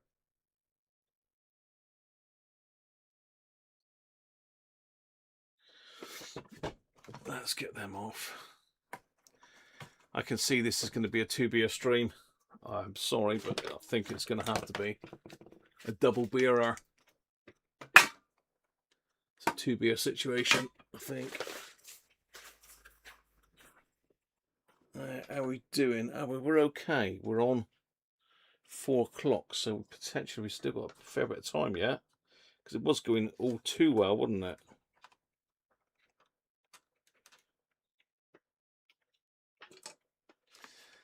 Oh, I got a little tiny soldering iron tip on. I've just finished. I've just finished another Pro 80. I've got that Pro 70 in, but I did whip the cover off of that yesterday for a quick look, and that is a bit of a state, to be fair. So Mal, if you're watching, your Pro 70 is going to be a real pain in the neck. I've already found there's an open discriminator coil on the FM side. So the joys of it all.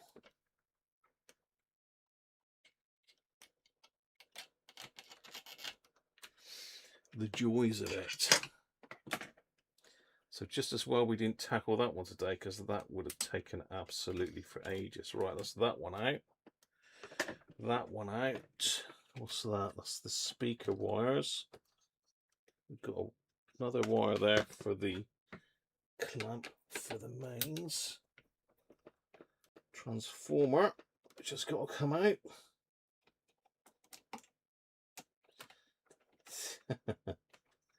It is a Phillips after all. We all know what a pain in the neck Phillips are to work on. But they did make nice kit. They just made it so complicated.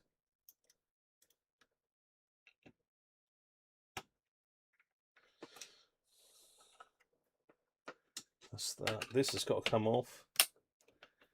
That needs cleaning anyway. The mains input, because we've got a dodgy pin on there. It's looking a bit rough.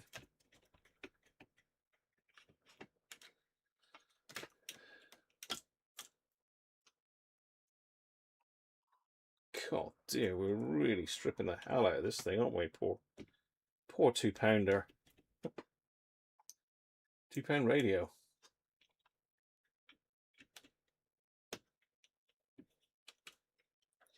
Right, that clamp there's got to come off.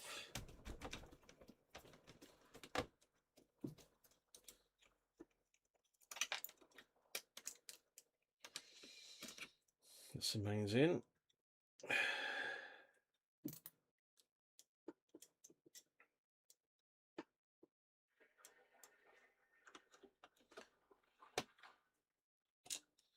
And the transformer's got to come out. Then we should be able to flip the board over, hopefully. God, I can't see what I'm doing here now. Of course, they've sealed this in with something nasty.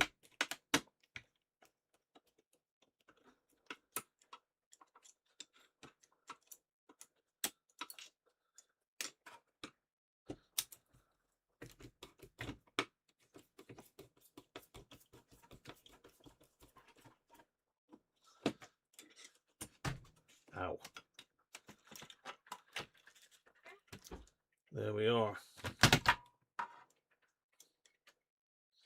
Pop those two back in there. And I'm going to leave you for a second to go down and get myself another beer and skip Tutloo. So I'll be back in a second. Don't go anywhere. If I can find the button. There we go.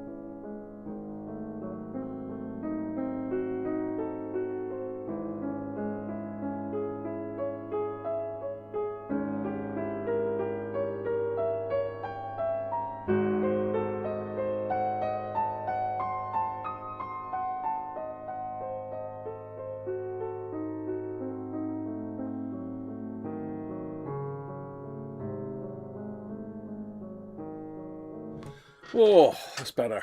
Right, okay.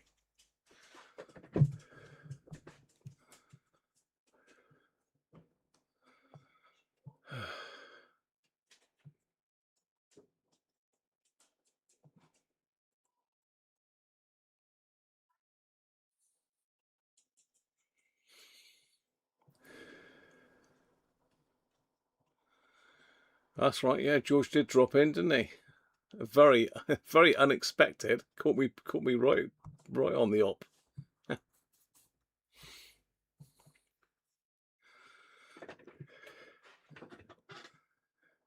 Trickling water. Yeah, hopefully you haven't gone to sleep. So I've got myself a Fuller's London Porter. I can't remember really having one of these. Obviously Fuller's is what's their famous one with the red label? Fuller's. Oh, God, I was drinking one of the local pubs that's got it on. London Pride. There you are. My light's still a bit weird, isn't it? I'm gonna have to bump the camera up a bit higher because of the lack of light in here. A little bit.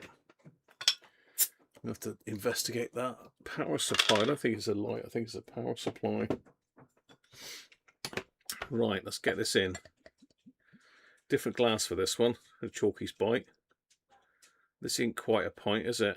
Everybody calls it pint bottles, but it ain't. It's 550, I think, isn't it? It's pint 569 or something like that. 570. Yes, it's 500.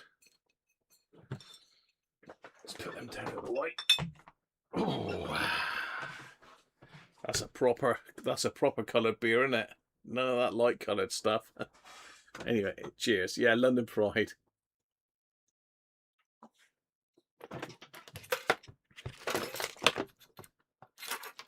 That's nice. To be fair though, I didn't mind that. I didn't mind that chalky spite at all. In fact, I quite liked that. Right, okay. So if I got it right, we've got to just disconnect the two speaker wires. Let's take a picture of which ones. Well, they've actually got negative and positive written on them, so that's. I don't need to take a picture of that. It don't really matter. It's not bad speaker size. Thought it might have been bigger from the sound coming out of it, but it's obviously a decent amplifier stage in this thing.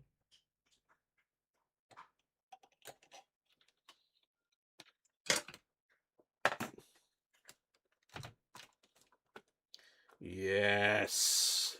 Now we're in business. Right. Let's get capacitoring.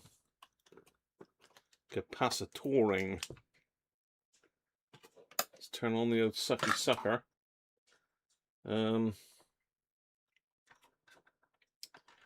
Why have they melted all that over there? Like, what is the point? Let's get these wires off. I can get this case out of the way because it's a real pain.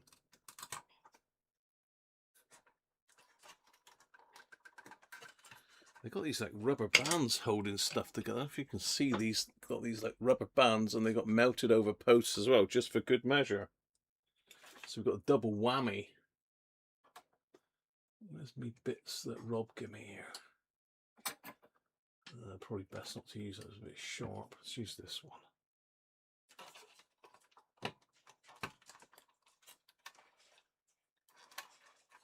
They put that sticky glue on as well, look, just for good measure.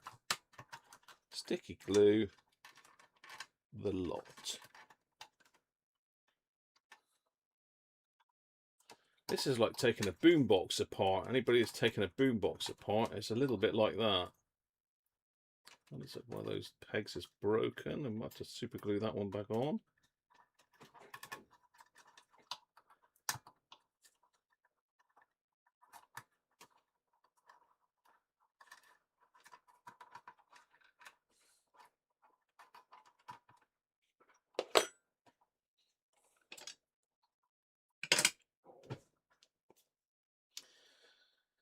Take a quick zoomed out picture of these a minute.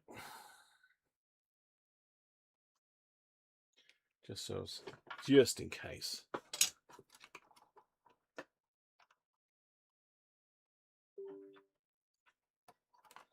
Sod's law always dictates that whenever you take something apart and take photos, you've never actually got a picture of the bit that you need to take a photo of.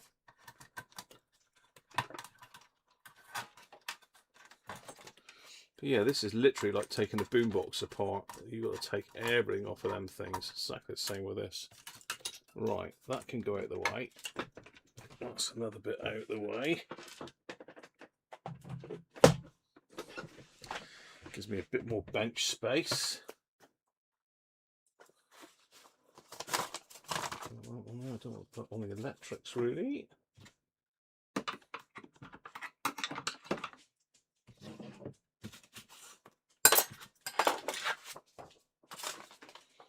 Okay, right. What's our board looking like? Not looking too bad. A few dodgy solder joints. I don't know whether these were hand soldered. Looks like they were.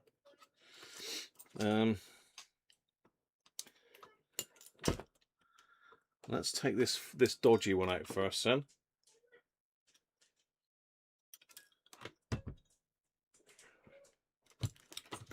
I don't know if they're marked on the board or not. Doesn't look like it. But I can see which is a negative on that one quite easily. Quack.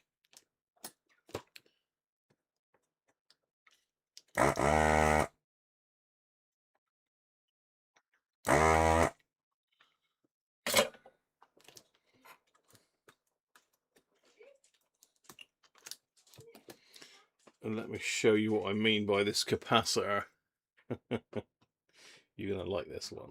I'm glad I spotted this one, I can tell you.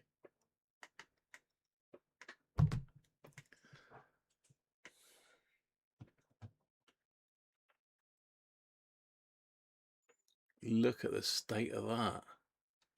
I mean, ignore the stuff on the side. I mean, that's clearly something else, but look at the bubbling on the side of it. That.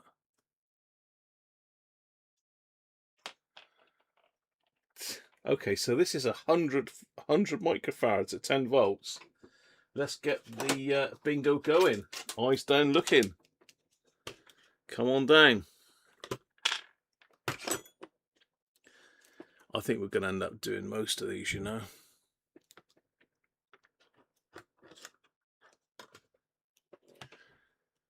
$100 microfarads.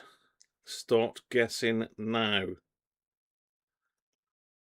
Closest to it just gets the accolade of being the winner.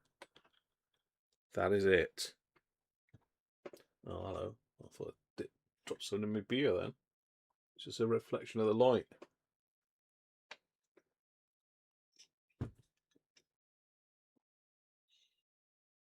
That is a nice pint. Very nice.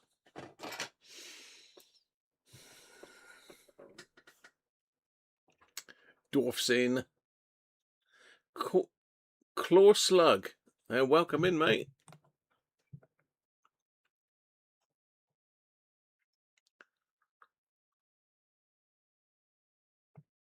A server farm. What on earth are you up to, George? Hopefully you're getting straight, mate, and you'll be back up with us soon, making more videos, I hope. Make some good videos, though, George. Very good. Quite the teacher.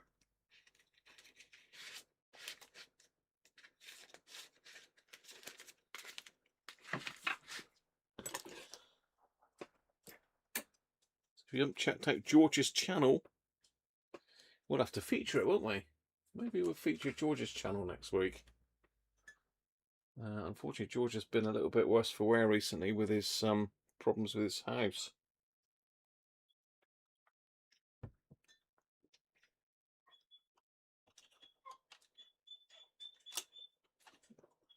Right, how are we doing?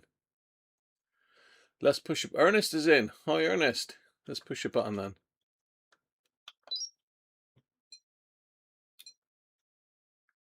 It's nothing.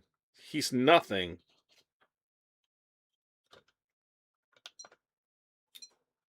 No, absolutely knackered. I wonder if we can measure it on the LCR meter. See if this will measure it. Low capacitance. That only measures down to one microfarad, I think. So it's obviously lower than that.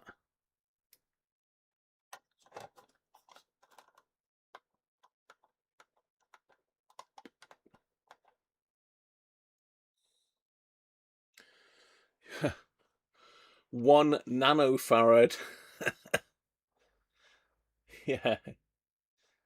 It is absolutely knackered. Bob, you said no component detected. Yeah. It's bound to be, wouldn't it? I mean, it's absolutely shot. If anyone's got 1 nanofarad, then you've won. What a piece of junk that is.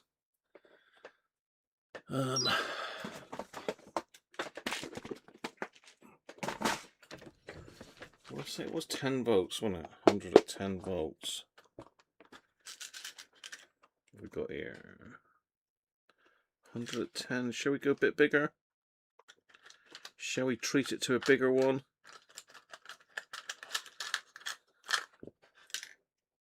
What have we got there? 35 volts.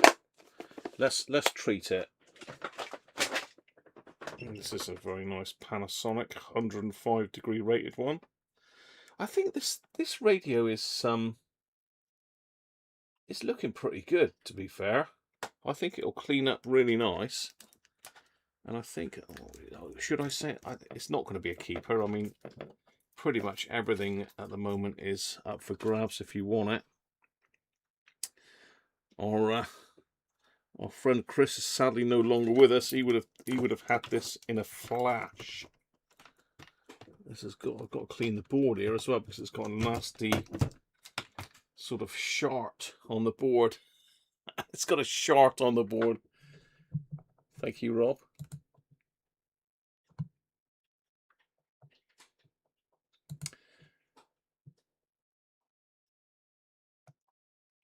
Nice one, George. Well, I'll see you back soon, mate. 4K. 4K's nice, but you've got to have a pretty good internet connection to watch stuff in 4K. I've got high-speed fiber here, but I still sometimes struggle watching 4K. And it ramps back to 1080 or 2K, I think, is the in-between one, isn't it? 2K or not 2K. Right. What am I doing here? I've got cleaning. That's what I'm doing. Clean the board. I forgot what I was up to then for a minute. Because there's a nasty short on the board. Well, you can probably see it on that overhead camera, I expect. If I can focus it. Where's the board?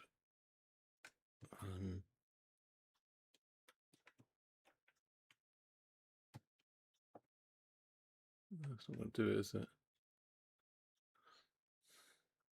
It's literally just in. Ah, there you are.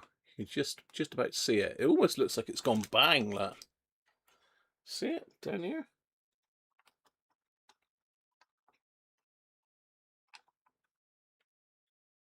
Yeah. It's quite blackened as well. Could have exploded, I suppose. Weird wire links going everywhere. Right. This one's got to go in now. Find the holes. That one. And that one, I think that was the negative, that side. Yes, it was. Right, switch back to the main camera.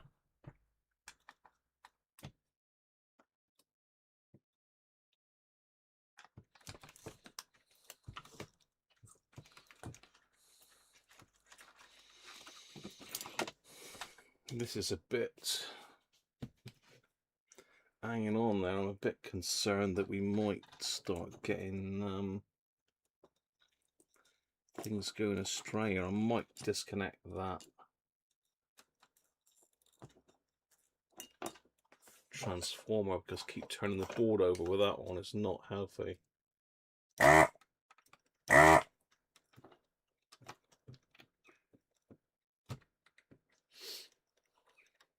Doesn't matter which way around the wires are, because it's AC. Let's get rid of that out of the way. There we go. That's better. Less things hanging off of it.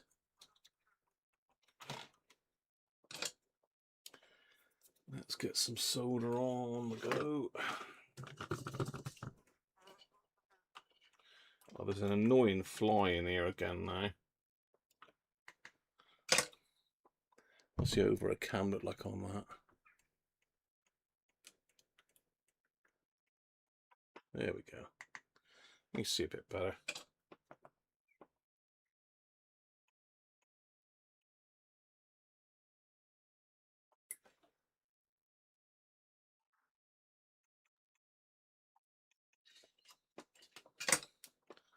One down. One non-capacitor. I'll tell you what, this was playing pretty well before, but I wonder if that was anything to do with the frequency. We'll have to look that one up on the schematic a minute and see what that would have been doing. Let's have a look just to see what that cap would have been doing.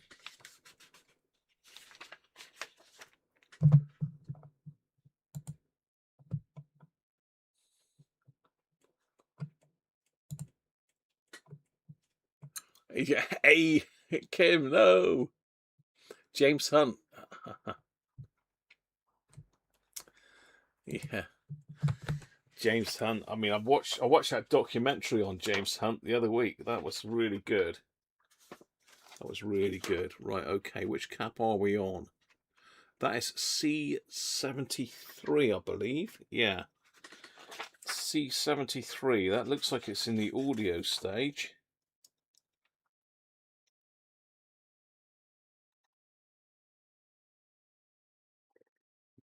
Pardon me. Is it though?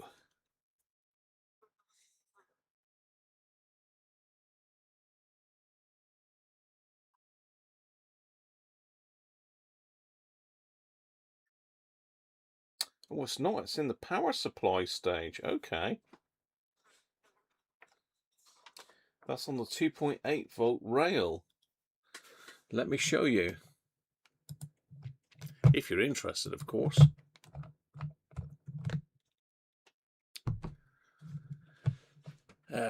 Where are we? Where are we? We want the other side of the board, which is here. So it's that one there, that's C73. I've just changed. If we look down here, I'm going to have to zoom in a bit because you won't be able to see this.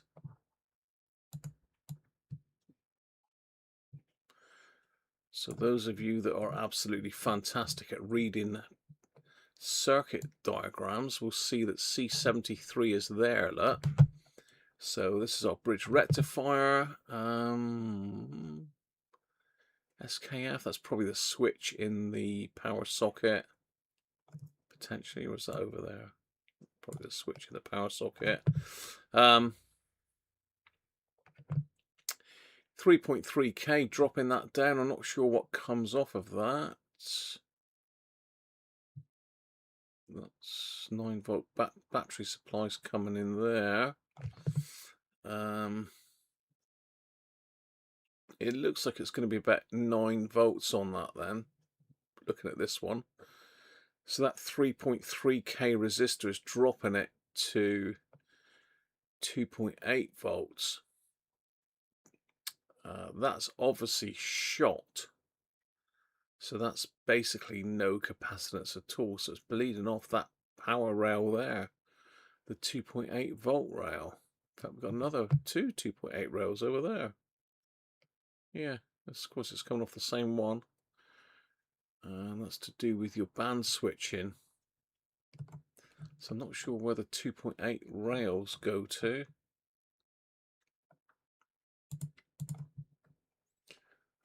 Where are we? So that is number 3. 1, 3 is coming in here. So it is coming into the output stage then. I wonder what that is. Is that some sort of...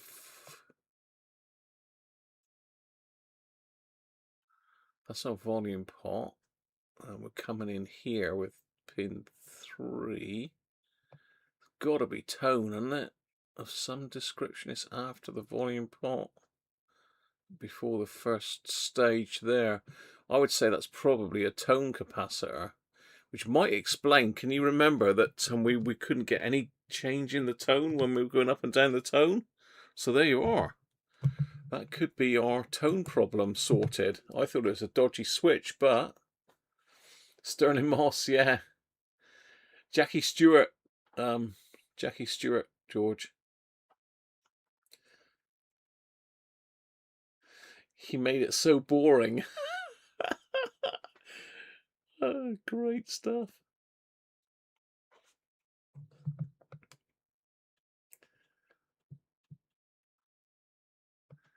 AVC, you reckon, Bob? Could be. You guys are better at this stuff than I am, some of you.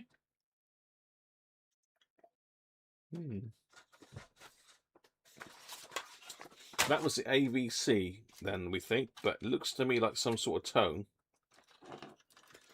But it could be the volume control because it was in that area. Let's do the one next to it. Let's do the one next to it. Which is another nasty looking cap. And strangely enough is backwards. Oh no, it's not. It's not. It's here. Okay.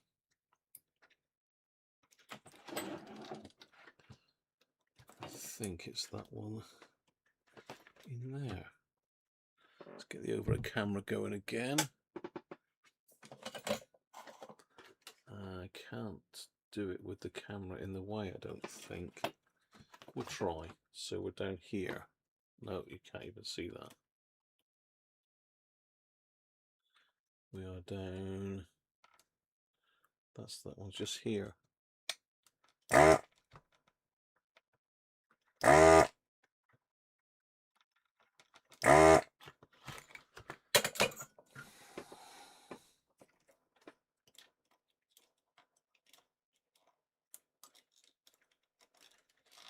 What is this one then? This is right beside the nasty.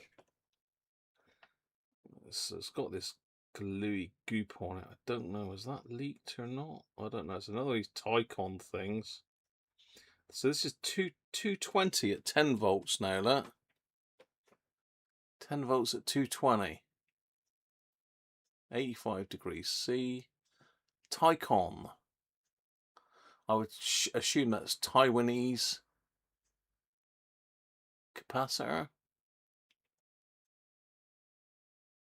So, what do you think? 220 microfarads, good or bad? What's it going to be? Any volts I say it was 10 volt again? Yeah, they're right on the limit with 10 volts, aren't they, really? But it's a 9 volt set. So we're not going to go 10 volts, we're going bigger. We're going bigger. Let's really treat it to a Nichicon at 25 volts. But still smaller, even at 25 volts. Still smaller. Right, okay, 220. Let's hook her up. Get ready for some more capacitor bingo. We'll see what this one measures. If it's not too far off, do I let the others go? There's no point pulling a cap and then reinstalling it. You might as well put a new one in because they don't last forever. They do not last forever.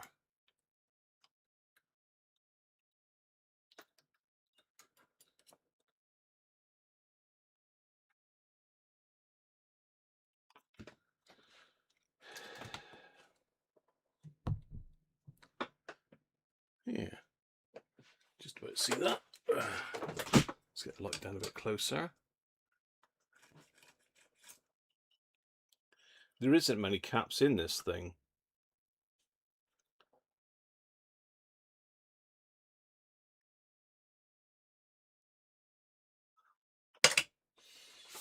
Let's see what that one is then. I do like the layout of these manuals. They give you both sides of the board. So that's C66 now.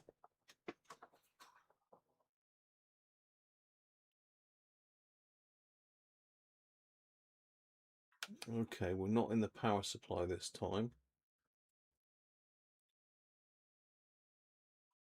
We're in the output stage. This is after the first AF transistor, after the volume pot. It says 200 on the schematic, but it's 220.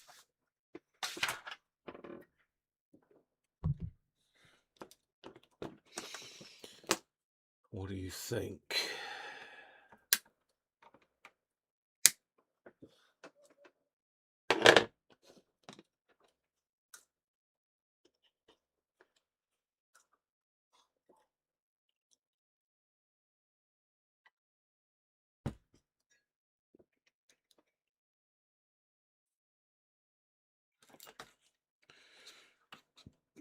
We got some big filter caps there. They're definitely going to have to come out for a bit of a check. They are definitely going to have to come out.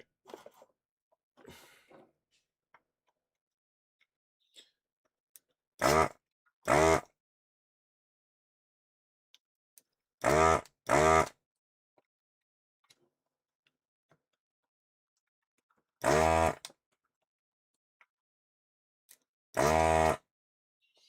think they've been nicely glued into the board by Phillips. Yes, nice. Glued right onto.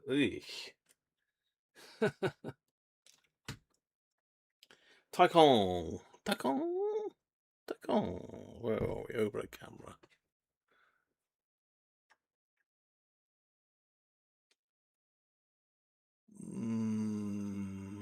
Nice. 16 volt, 1000 microfarads, Taikon. Do you think that's a date code? 7930 there? Could be, couldn't it? Didn't think of that. 7930. That's a 7930 as well. Is that week 30 of 1979?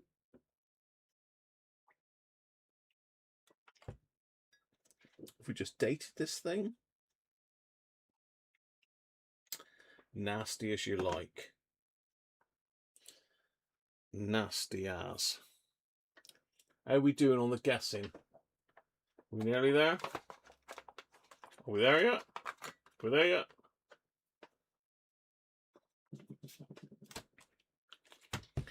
Yeah, that's looking nasty on the board there. It's mainly that manky glue they put on it. Didn't think we had any glue, but we have.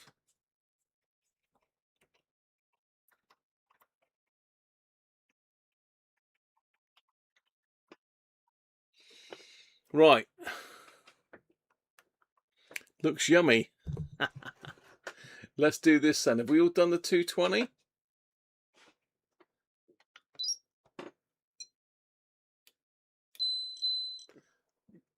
$269.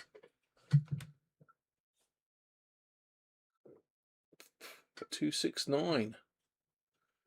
Who have we got? Oh, not many people had a go at that. What's going on? What's going on with the capacitor bingo? Tim 243. Is he closer? I think that's Tim.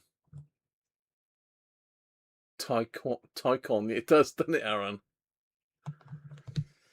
Yeah, so that one's gone high, but not mentally high, but still too high. So what about these thousands then? 1000 microfarads, is that not 10 volts again? Is it 16 volts? Why do they go so small? It's just cheap, like George says. It's penny pinching, isn't it?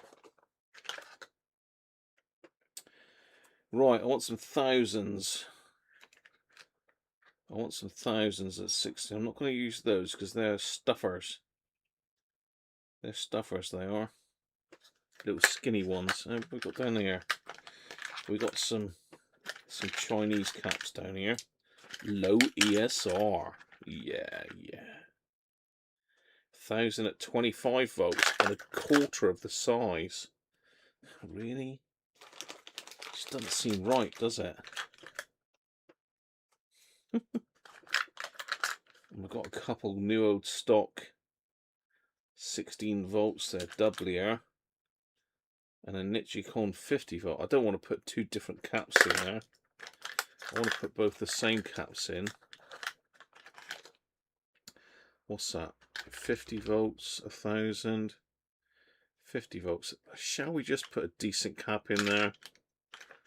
I don't know. I've got sort of an attachment to this radio for some reason. I'm putting in more value in capacitors than the radio's worth. Very good, George. Oh dear. Oh, Bob's closer. Is he on 250? Sorry, Bob. You've taken it, Bob. Reads hard because it is leaky. Yeah, you're dead right, Wayne. You are dead right. I mean, do we go and put a couple Nichicons in there? 50 volts, or are we going over the top value-wise here?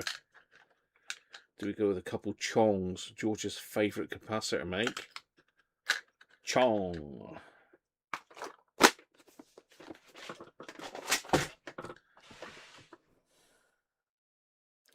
Rated at 105 degrees, low ESR. but they are miniature compared to those. I mean, look at the difference in size. What is all that about?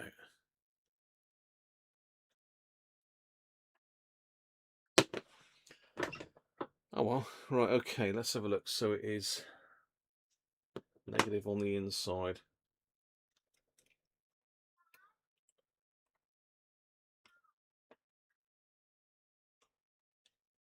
Hang on. Hang on a minute. This is not good. This isn't good either. Yeah. Now I've had this once before.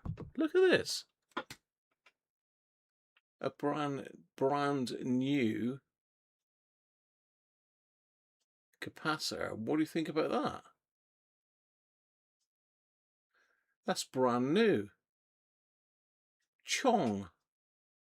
What a load of junk that is. Look at that. It's vented. There's another one.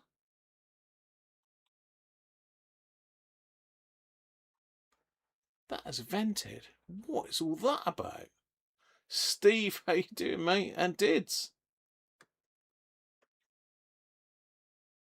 What is all that about? A brand new, apparently low ESR, and I mean, these are used by quite a few people.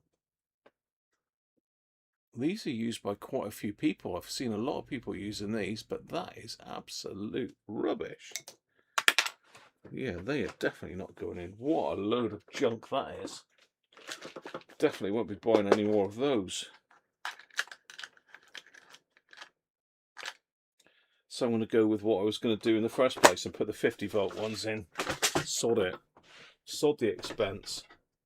Just added. It's added value. Wow. What is going on with that? I mean, I've had them a while, but, you know, end of the day, there's no way they should be failing before they've even been put in circuit. Surely. You know, am I doing something wrong? What's going on? What is going on here? What's happening in the world? Where's our caps? There they are.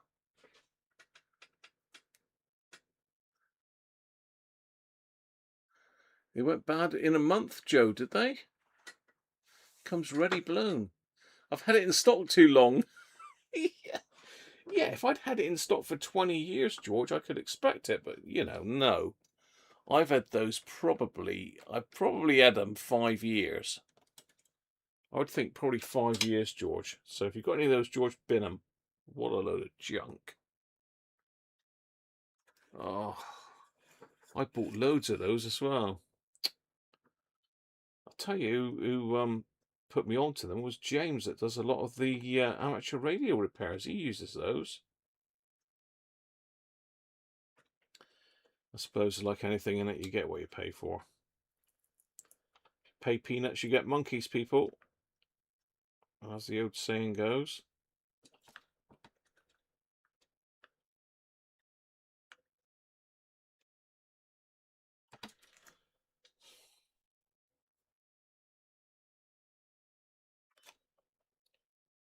George's capacitor of choice as well. He always used to give me grief about fitting decent capacitors and telling me that Chong's were just as good as any. Well, they ain't.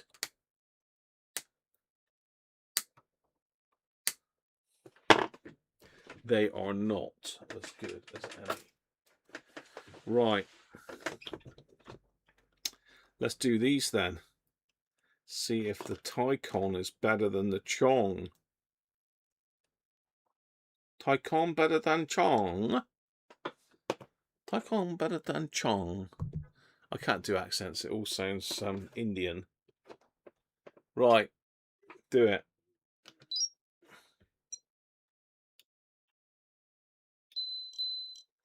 $11.74. Good. No problems with that one. Although it's got that it's corroded again. And the other one? $11.96. But yeah, it's all corroded again in underneath. I don't know if you can see that. Let's just put it on the overhead camera. If I can get it in the camera. I don't, can you see it's all bubbled up in underneath the plastic?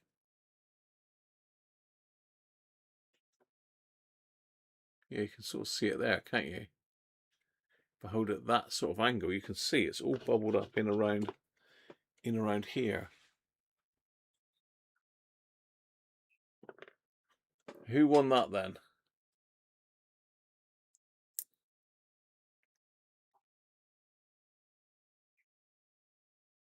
The Worth ones are good, George. I've never had any problems with them. They are really good. Okay, that's those two done.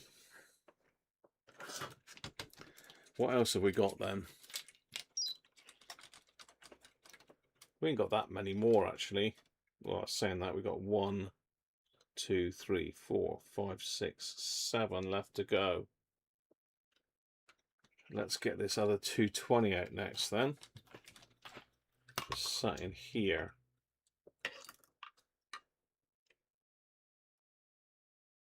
Okay, let's see which one's the negative. So it's this one just here. Just there.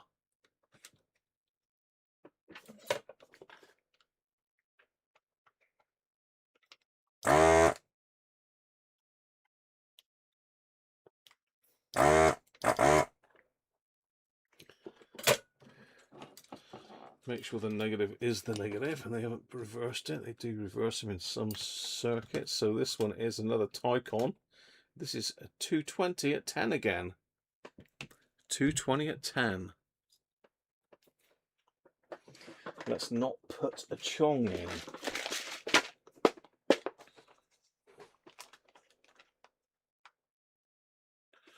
What's the other 220 I put in a Lichicon, didn't I?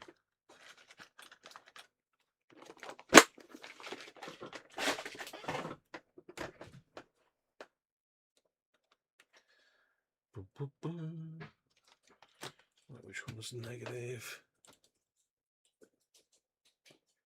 That one was negative.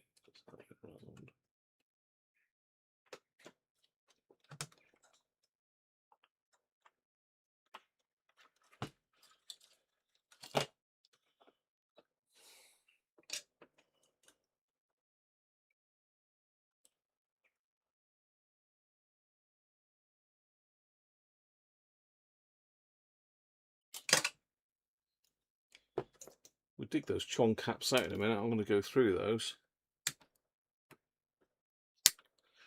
In fact, let's check old Bulgy Bulger then and see what he's reading. It might be bang on, but it's definitely leaked.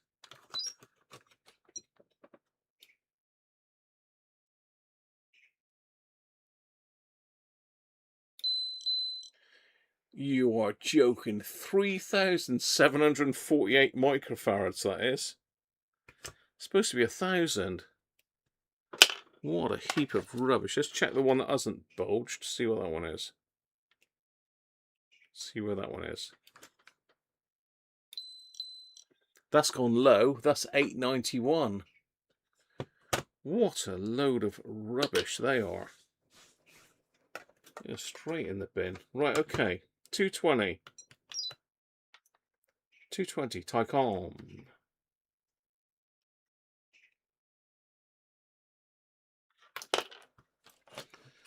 Did I cut the legs off of that one? Yes, yeah, done that. Yes, it looks like I did. So this one, these are all corroded. This one's really badly corroded as well. Why didn't I notice that before then?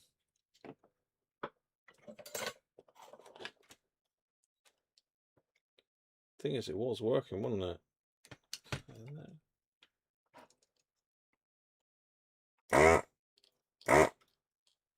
No, is that it? Yeah.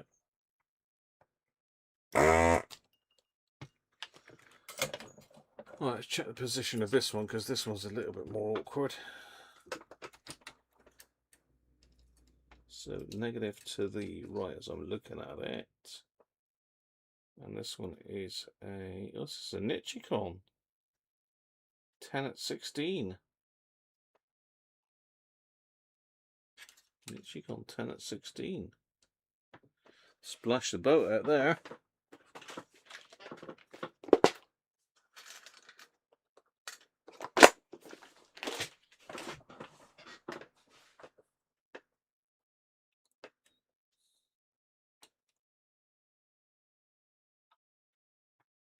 How are we doing on our 220 then? Have you all had a go at that? Because we've got 10 at 16 coming next.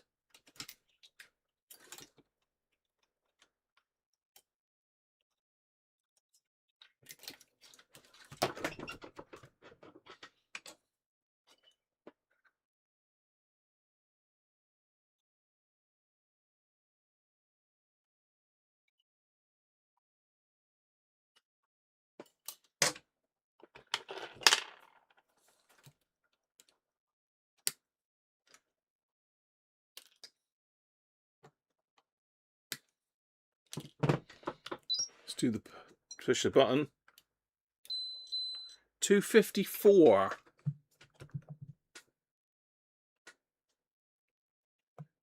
254.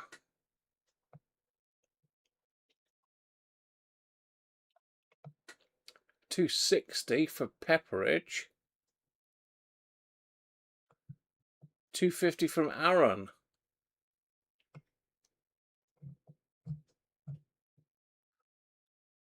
I think that's Aaron, isn't it? I think that's Aaron.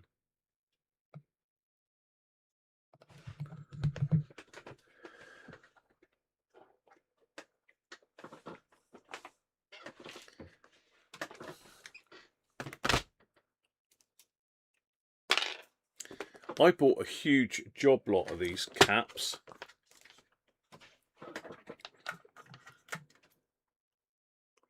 I bought loads of these green ones. Loads of people were using them. I thought, well, you know, what can go wrong? But, I mean, that's just the thousands. What are the rest of the thousands like? Yeah, there's another one. There's another one gone there. See that one? That one's gone as well.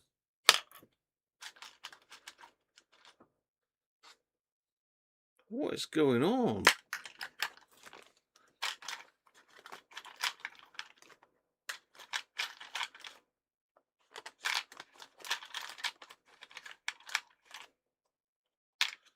Is it just the thousands? I'm looking at the 220s there. They look all right. No 330s. I'll say they look all right. They've not got any bulginess. 470s.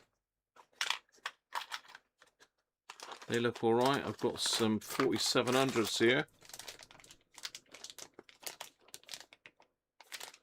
They look all right, but you know, I'm tempted to bin the whole bloody lot, to be fair. I mean, what on earth is going on there? These smaller values look all right. There's nothing, they've not got the split tops on them, but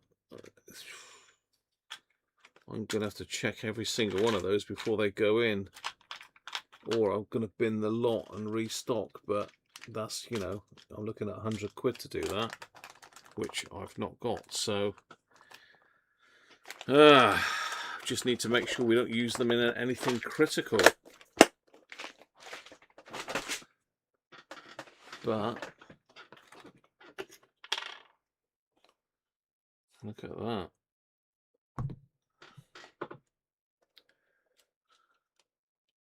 You know, literally just pulled that. Can you see how that one's domed compared to that one?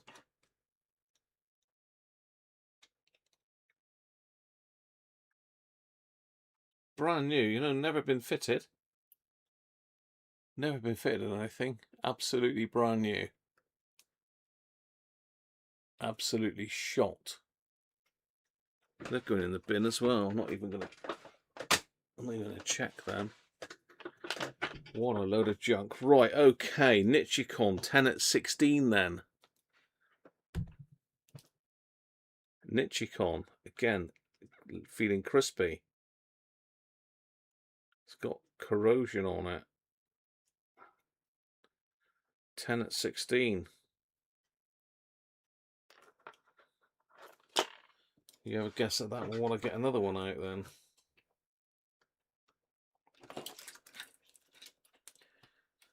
We've got another 10 at 16 in there. That looks like that is in there.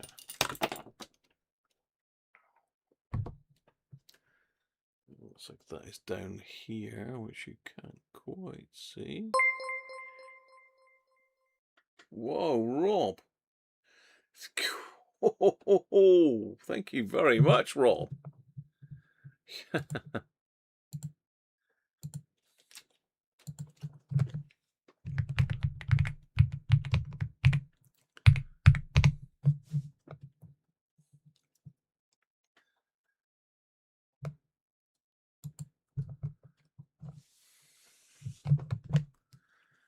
Wow. Get rid of them all then, Rob, is what you're saying.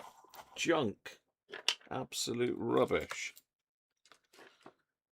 That's a bit of a letdown from...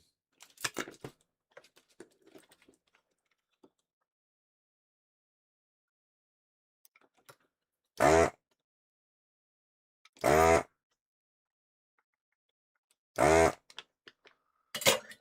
a bit of a letdown there. Is that... Have I got the right one there? I totally desoldered something totally different. No, it's right. More gunk on it, I think. So the negative is a big trace there. Okay, that's easy enough to sort. So we've got two 10 at 16s to have a play with then. And we've got some half decent caps going in back in here.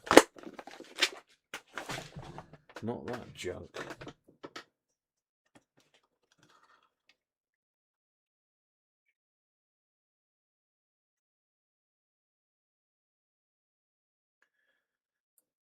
So negative there, is it?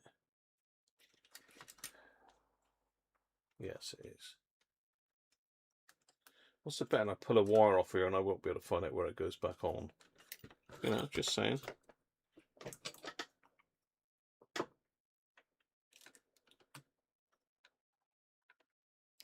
Where are you? You're there.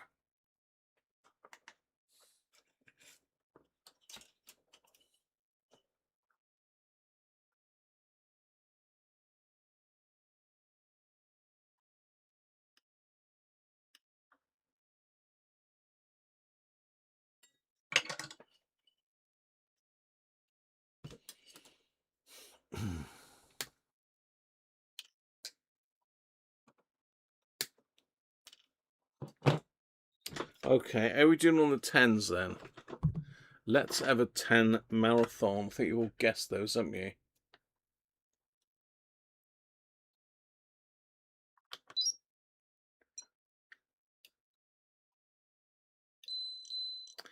In circuit leaky. Have I got the legs touching there? Let's just try that again. No. Dead. Absolutely dead. That one. This one.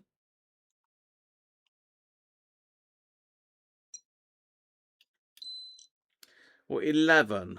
11.45, that one. One absolutely dead. And one absolutely shot. Well, one not too bad, I should say. No, thank you very much, Rob. It's very good of you.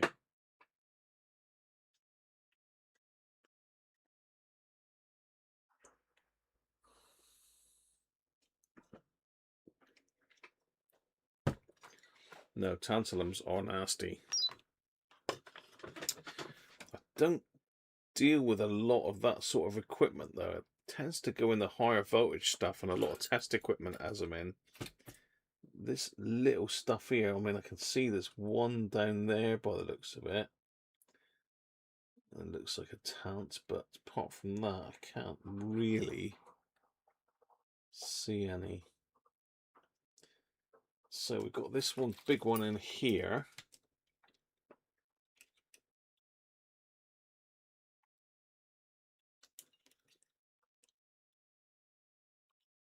There's Tycon in here.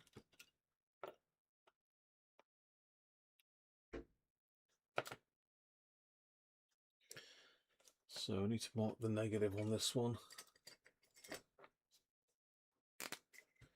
Just double check. So negative is that one. And that's the positive.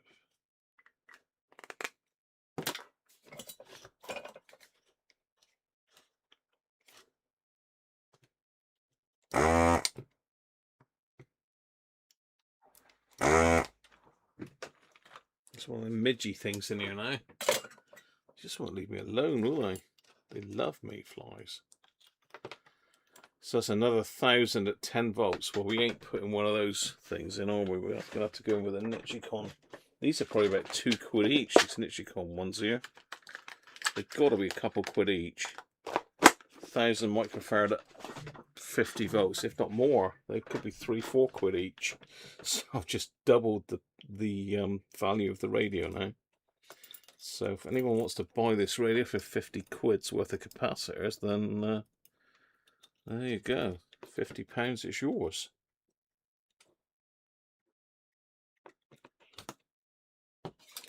Right, so another 1,000 then. Another 1,000 microfarads.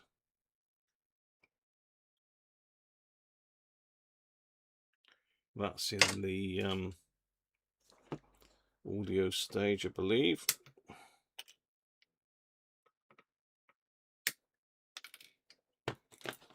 $1,000 up next then.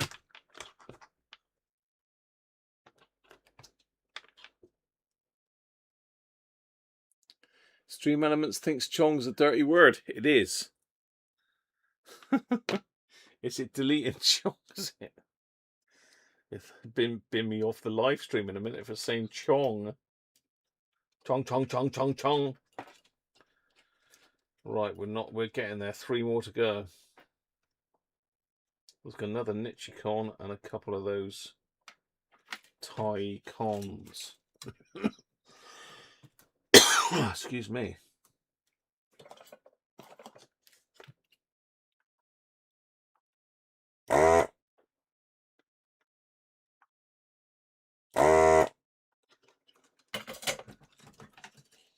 So it's a bit awkward to get out. So the negative is to the big negative pad.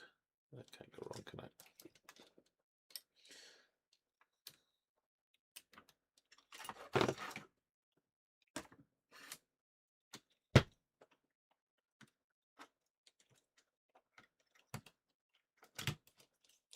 Get out the way, wire.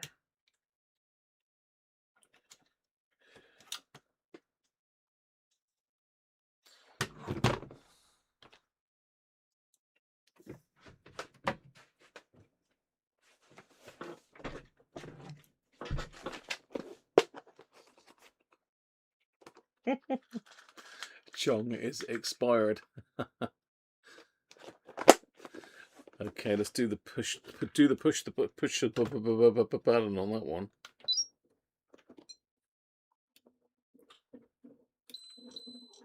$12.44, $12.39 for Steve.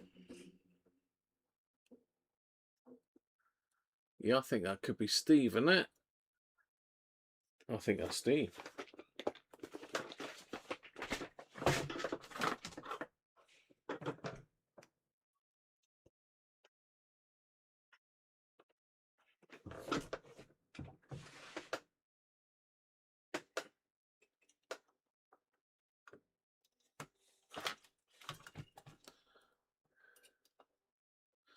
Negative that way.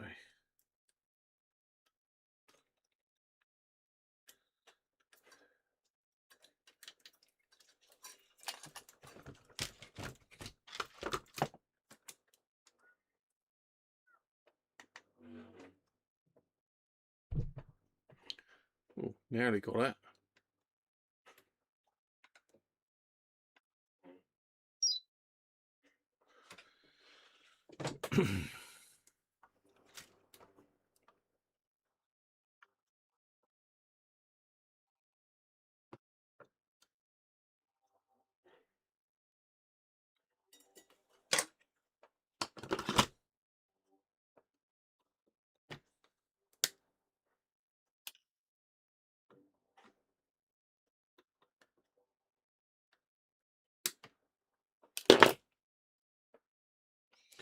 Right, 10 at 16 then.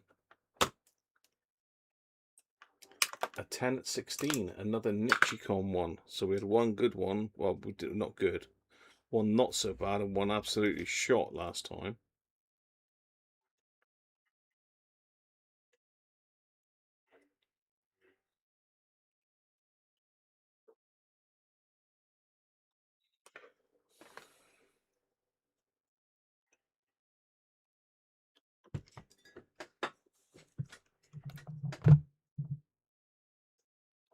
That's the first time you ever had a go, Steve, is it? Get on.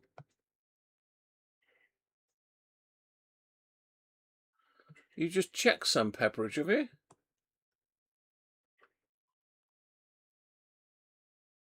Yeah. Let's forget that. Rob's given us the ammunition to go and get some decent ones again.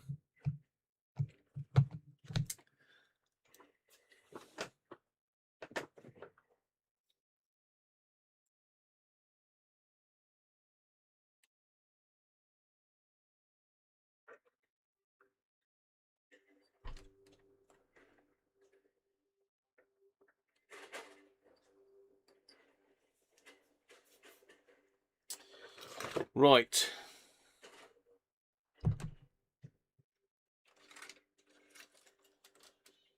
Two to go. That one in there. Is that really stretched, that one?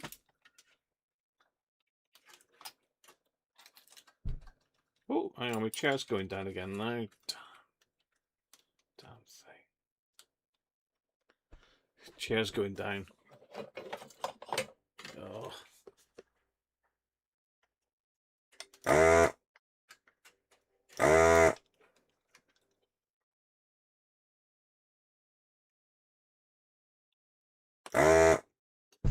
Oh, still going down. Chair's going down.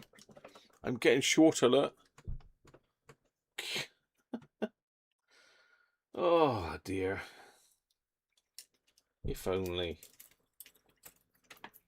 Right, 10 at 16, here we go. 12. 12.1. 12.5 for Derek. I think that's Derek. That's Derek.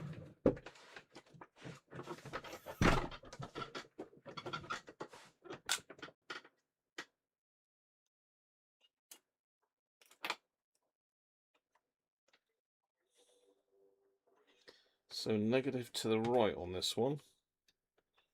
Negative to the right, and this is a 4.7 this time. Doesn't say what voltage, just 25 volts. 4.7 negative to the right. 4.7 in that orientation.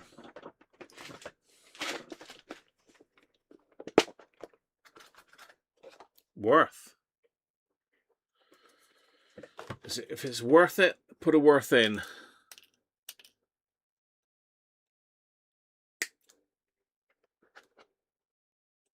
I'll leave them out because I bet you like that other one's 4.7 as well. So negative to the right.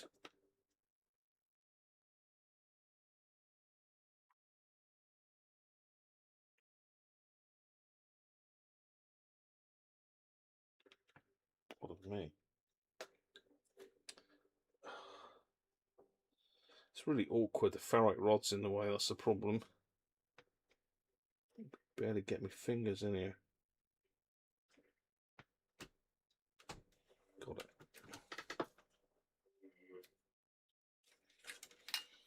Right.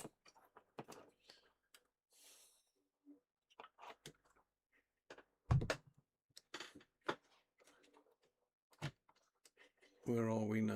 Yeah, you can just about see it there. Look. Up in the corner. Up in the corner.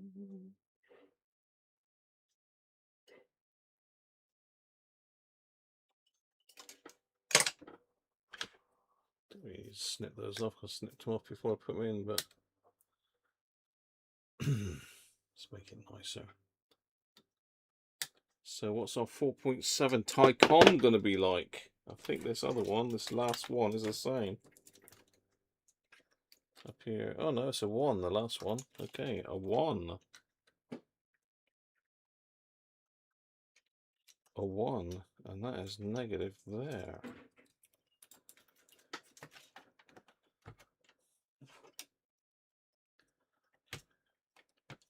Let's mark the negative. Tycom.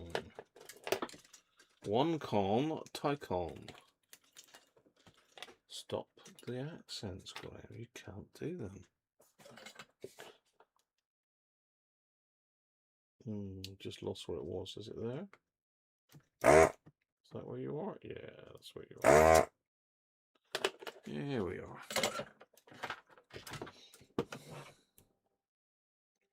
Right, how are you doing on the 4.7?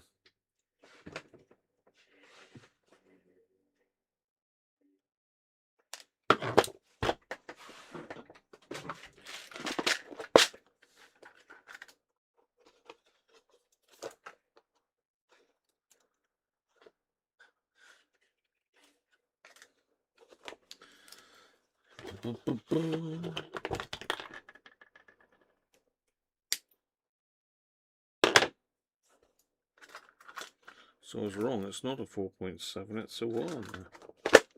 It's a 1er. Negative that away.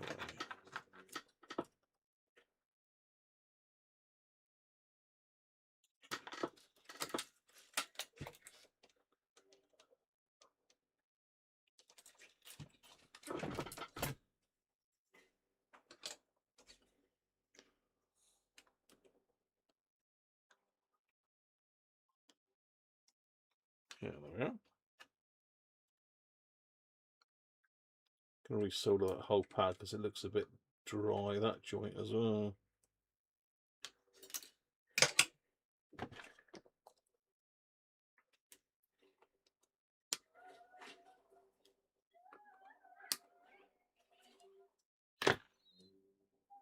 Right, have we got any left? Or was that it?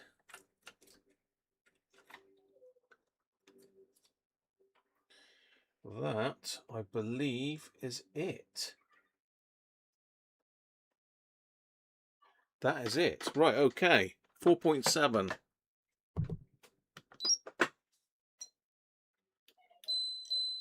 $5.9. Wow, Ricardo's on 6. Can't be no one closer than that. David Spark, thanks for subscribing, mate. If you just sat there watching, just hit the subscribe button and come in and say hello. Come and say hello to us. We don't bite. Well, some of us might bite. I can't really speak for everybody, but I don't bite.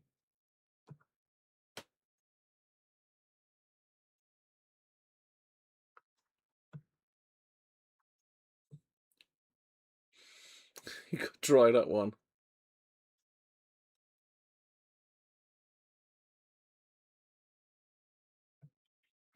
Don't know, Baz, but yeah. Definitely not Bob. I wouldn't be putting them on any customer repairs. Not anymore.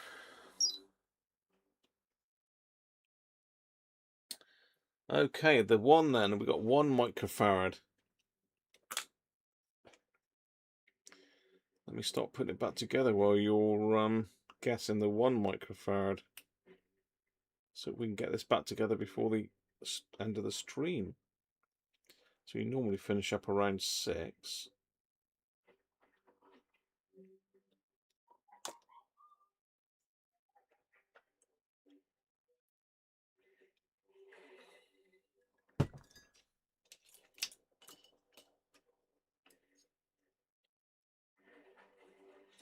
Okay. This is going to be a headache to reassemble because of there's so many wires that I've had to disconnect. There's a lot of stuff with the same color wires.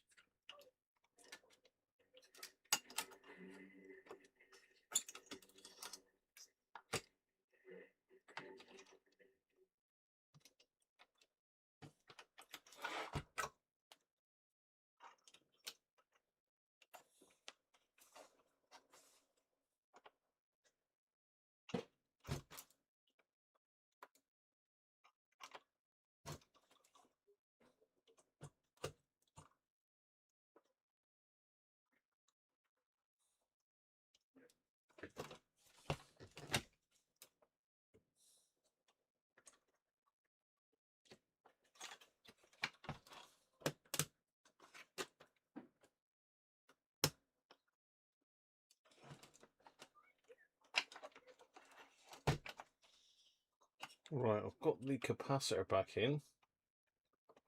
The tuning cap, that is. Let's get some of these screws in quick.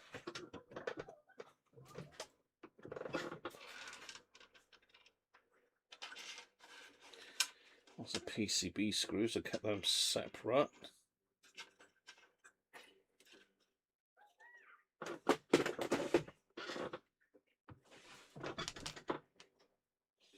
So first one's that little brass one. Let's put that one in.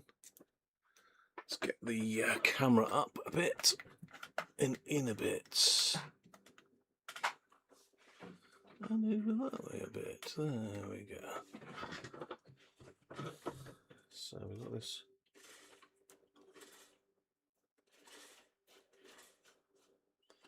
There first.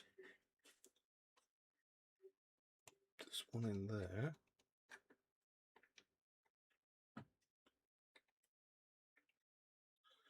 Trying to get them in the same screw hole if I can. Just doing them up loosely to start with, and I'll give it a little bit of a wiggle. It's the wrong screwdriver there, really.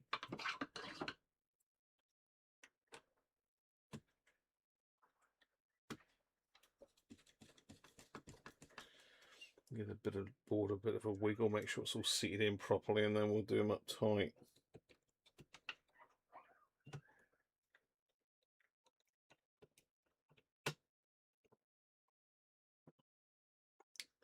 One more over here.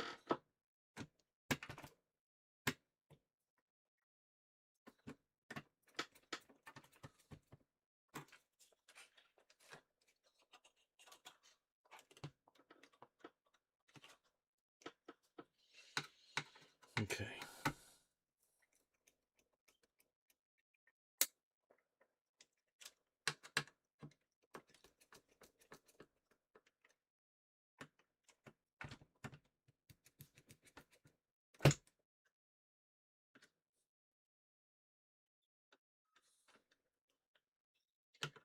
Need a smaller screwdriver for that one.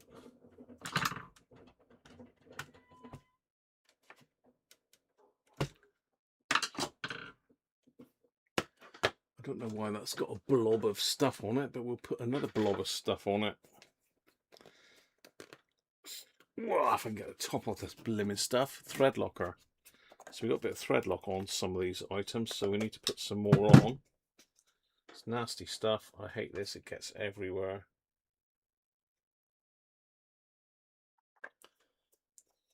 It's already all over my hands. Nice. Okay. So we need to build from the bottom up. Let me think. What do we do first? Let's get the transformer in, because we've got to put those two wires back on.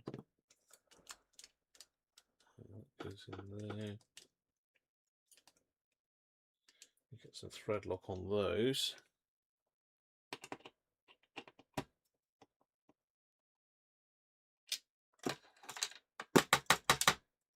Get off.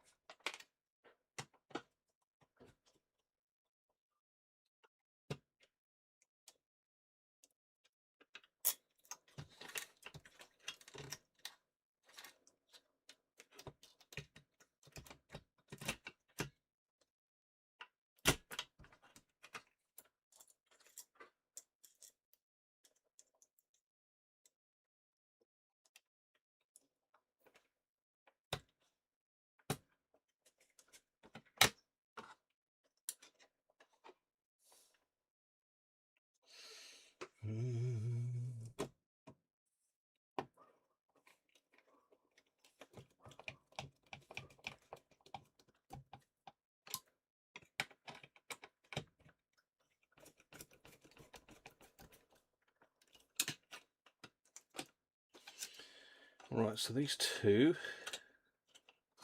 do they go underneath that or over the top?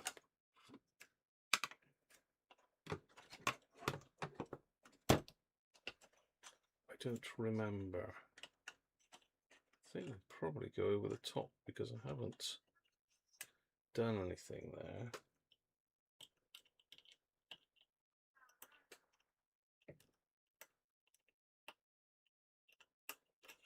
I can't see. Where's my eyes?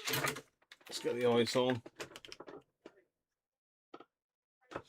That one's definitely in, so let's get that one soldered on quick before he jumps back out again. So this is the output of the transformer here. These wires. That's one.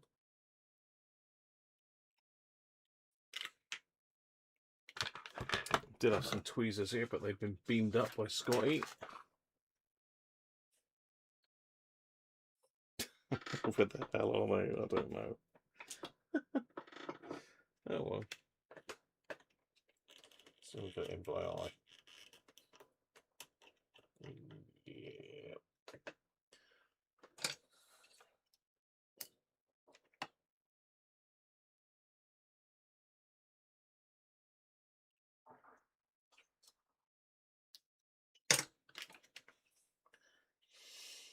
That's that. Now that bit goes up there. We've got to clean this first though, and I'll tell you why. See if we can get the overhead camera in here. I'll show you why we need to clean it. Can you see those crusty pins on that? Look at the state of that. What's going on there? So we need to get the old Dremel in there. Or the Lidl's cordless Dremel type machine.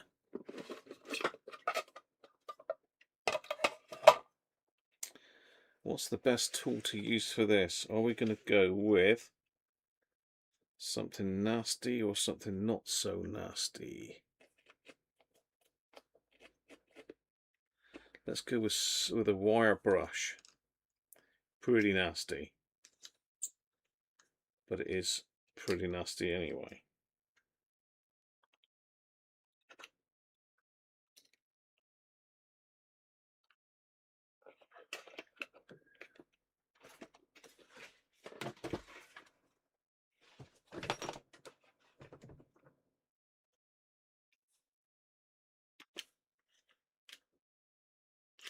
So I'm going to wear my big visor for this, so I do not want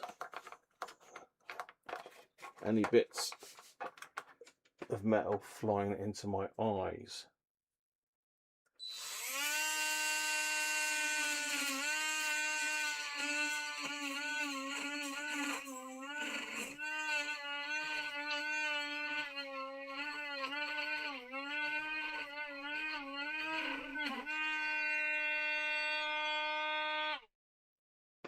Okay, that looks a bit better. Still not quite there. So we need something a bit smaller. I'm talking into my helmet. Is it a helmet? A visor. It's a visor, Graham, not a helmet. It's a visor, you know. So I'm going to use one of my. Oh damn! I just dropped the spanner. I've just dropped the spanner. No. Use one of these little tiny like rubber things. There's that spanner go on. So I'm going to use one of these things. I'm going to turn it down. Should I turn the speed down? Oh, I like the speed.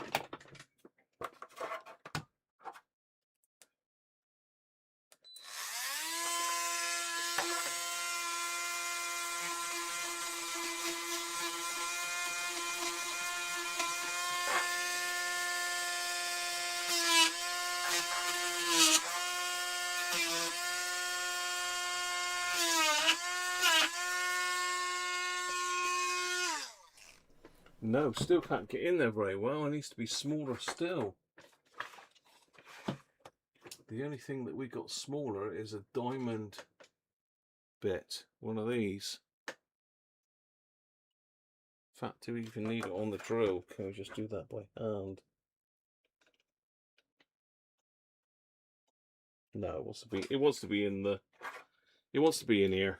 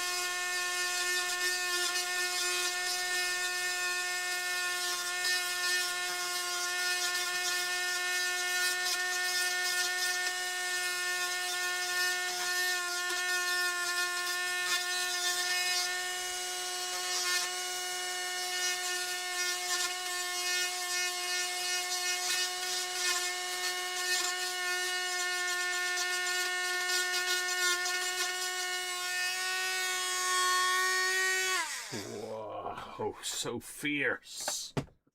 There was a lot of crud in that. Let's give that a little squirt of deoxit as well. That should be a job done. Put all the aggressive tools away now.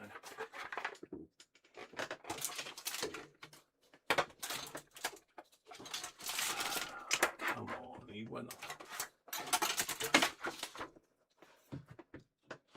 Whew, right.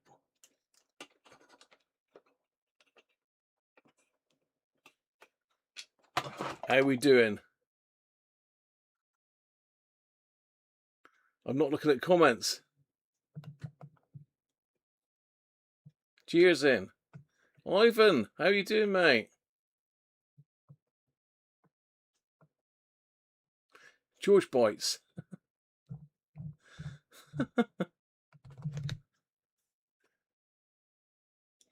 I'm done. I've done it. Yeah, it's sorted. Fully sorted, mate. Ripped it right out.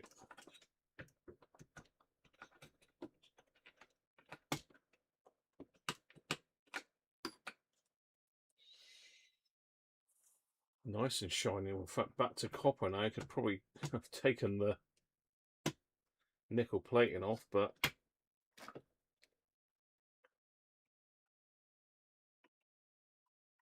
so put some deoxit in it, so should be good.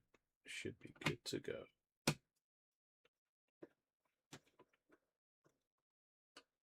Right, so we've got this one here, which goes in there.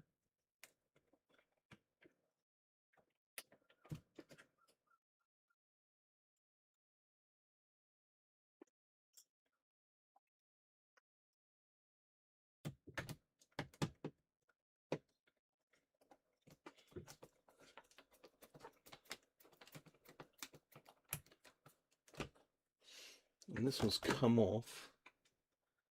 This one went in there, so let's pulls that away from there.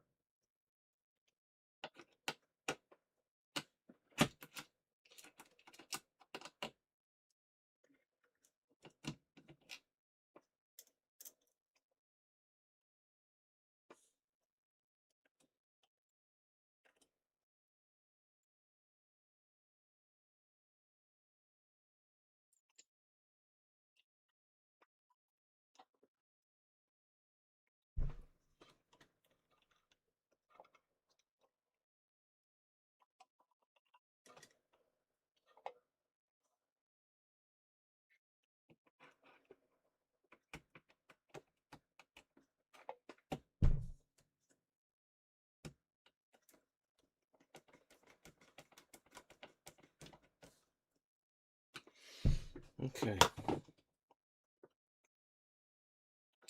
We had this one, which went in underneath there.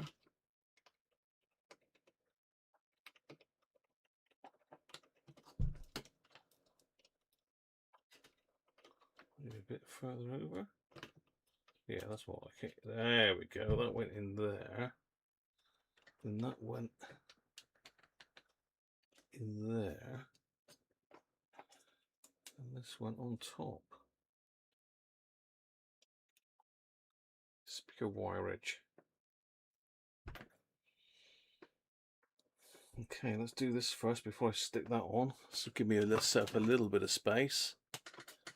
Got to connect these back on. That could be easier said than done, although do I need to push them right through? Just make sure I've got them the right way round. Clearly bridging the two contacts. Yeah, red at the bottom, orange at the top.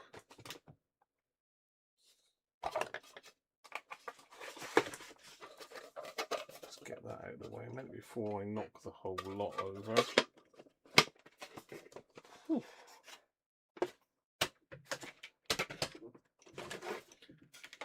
And shrunk them down again. Oh dear.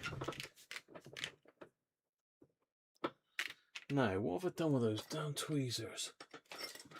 I don't know. Let's get some smaller ones.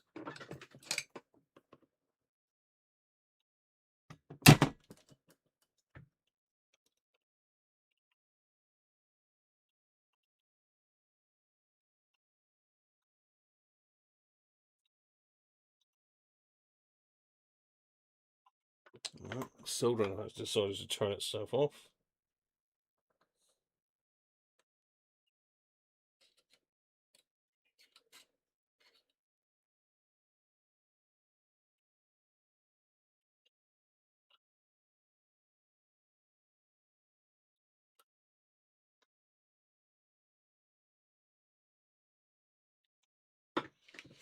There we go, that's those two back on. So now we can put this one on.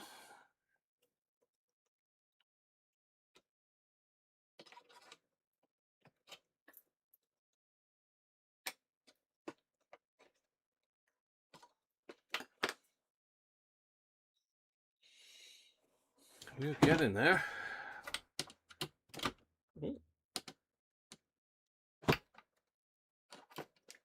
Let's zoom you out a little bit. Get this a little bit away from my workspace because I keep whacking the camera.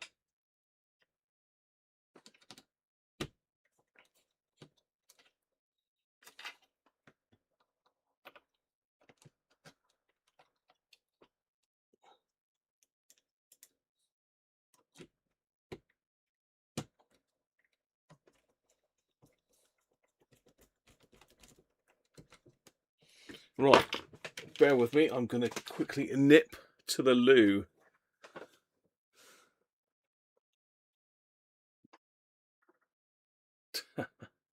Sits on a shelf, 10p caps. Yeah, but still, we've got, say, a 40-50 quid radio here, though, to be fair. Right, I'll be back in a second.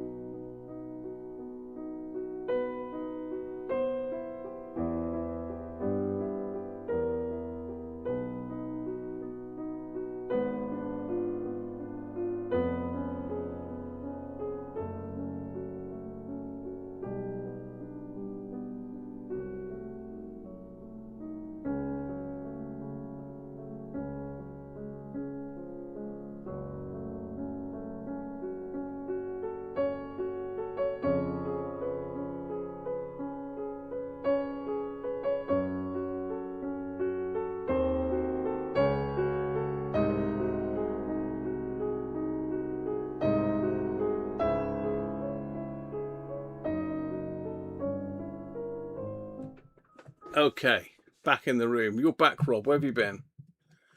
Where have you been this time? Sharpie, how you doing, mate?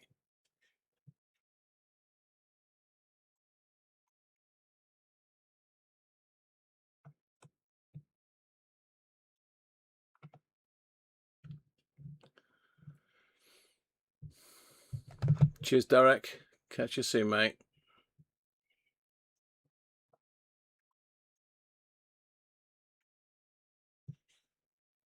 Loaded vertical is the best I could do. That's if you do it. Been having your dinner, Rob? Nice. They feed you well there, don't they? They feed you right up there, Rob. Right, let's put a bit of thread locker on this. Thread lock the hell out of here. Where are we? Let's go back overhead. Let's put a bit of thread locker on this. Nasty stuff, and a bit on this. Oh, I can't even get down there. Oh, I got that. Ugh. Okay, hit it on the nose. It's a nice brew thread walker. What's going on, Graham?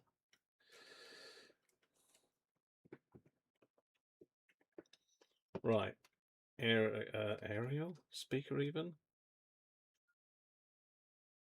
So negative.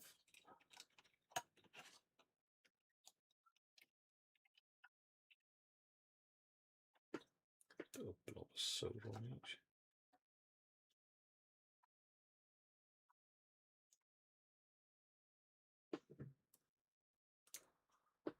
Flux even.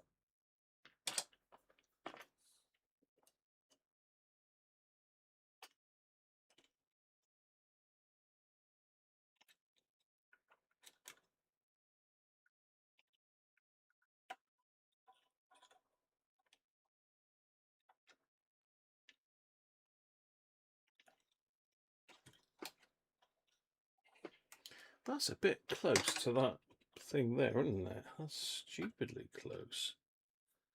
Let's give that a little bend upwards, a very slight one.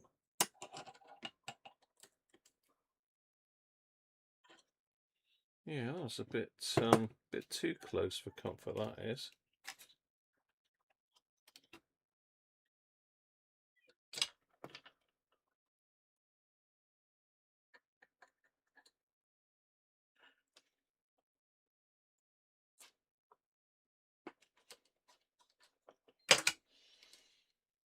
So speaker connected back up.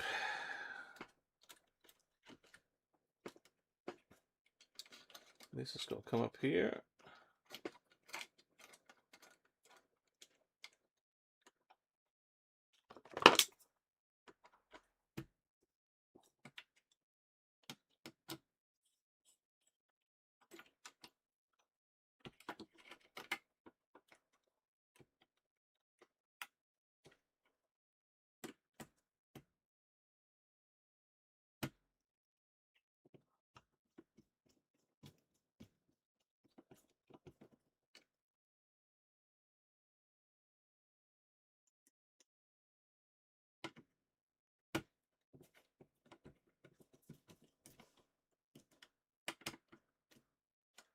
So you notice I'm screwing backwards first to make sure it goes in the same slot as it went into before. Right.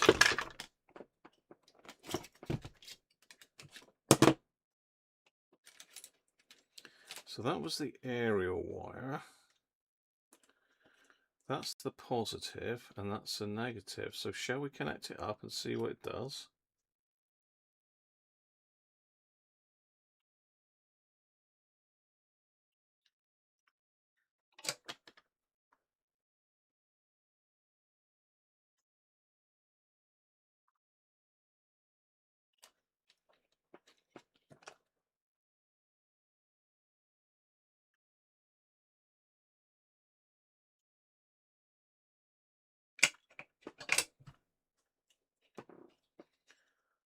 So that's my positive, that's my negative.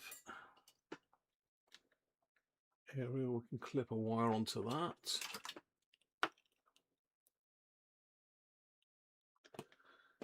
Let's get the bench power supply fired up.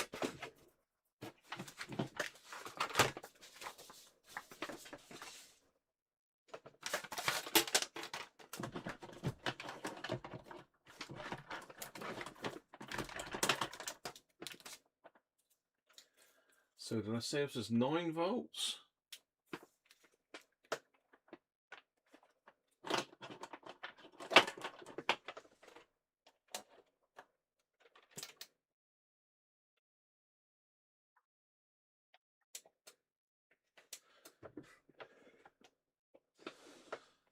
I think it was 9 volts, wasn't it?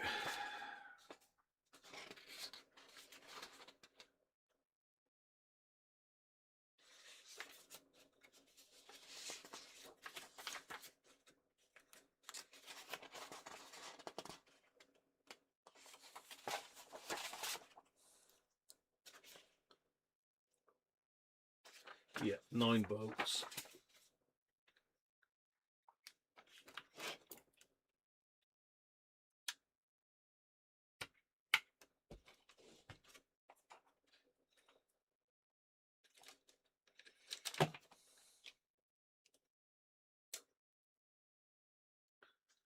Okay.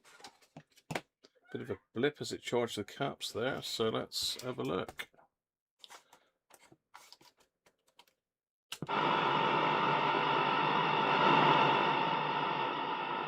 No, which one's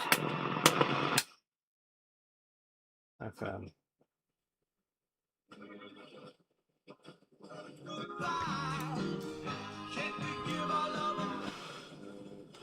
Is on Ash Wednesday, right at the beginning of Lent, and literally means let us improve.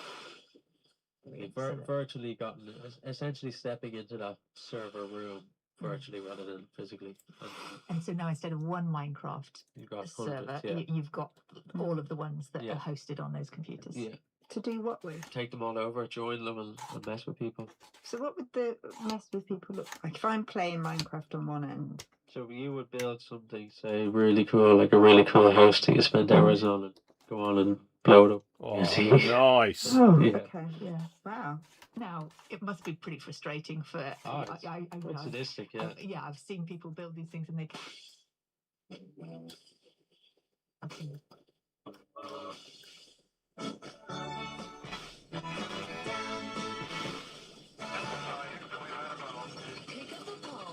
On BBC Radio 2. We need to find the FM oscillator. Historical drama Henry VIII and his 6 wives with Kenneth Mitchell.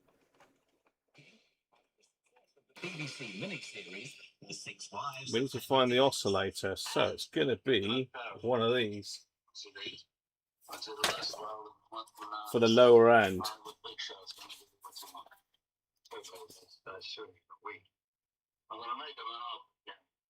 Marlon Brando starred in Francis Ford Coppola's landmark gangster movie, The Godfather.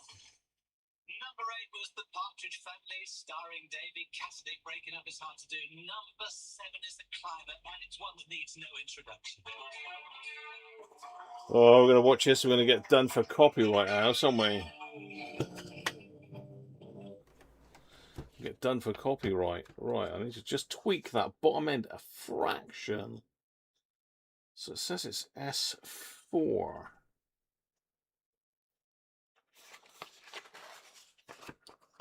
It's going to be a coil, I think.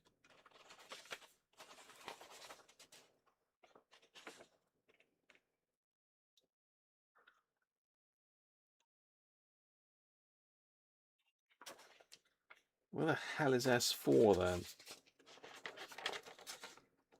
It's going to be one of these coils, isn't it? Over here somewhere. S8, S5. I bet it's the one that's sealed with looks like varnish. S4 here.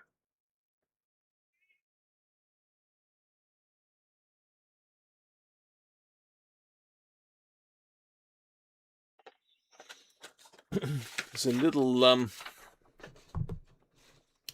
little guide on the top, tells you where it is. So S4 should be down here somewhere.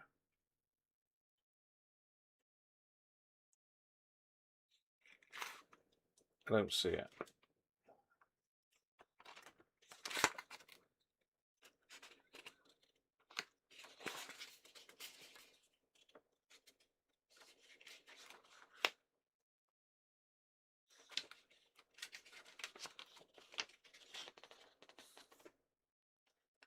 Alright, so another look on this one, S4. That's not the switch 4, is it? No, because it's an adjustment point. S8. What the hell is that then?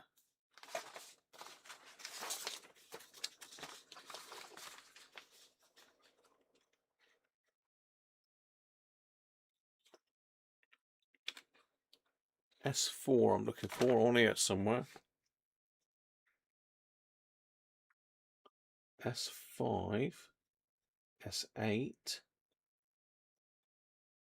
Oh, it's not one of these blimmin' squiggly little things, is it? It is. Oh, it's one of those. Yeah.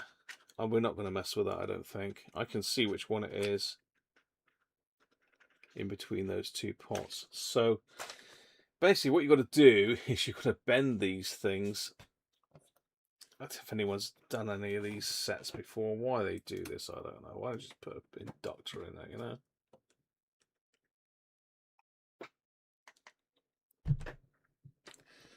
So S4 basically is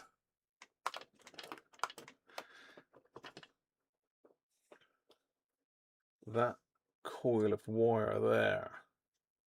So you basically got to just push it around a little tiny bit until the station comes in. Then when we try it,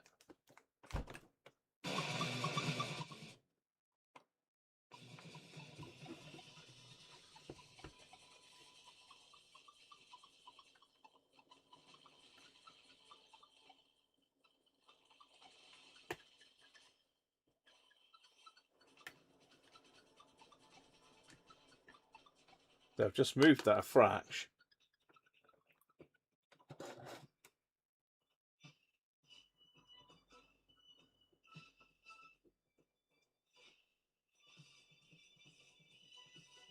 Hot butter and popcorn, remember that from my youth.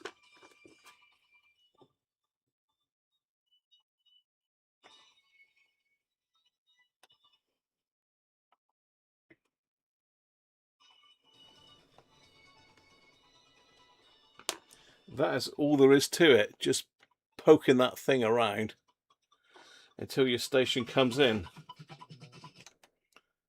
which it has done.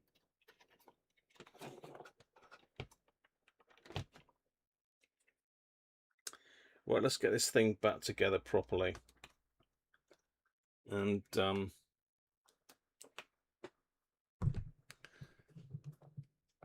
if you want to, Rob, thanks for the super chat.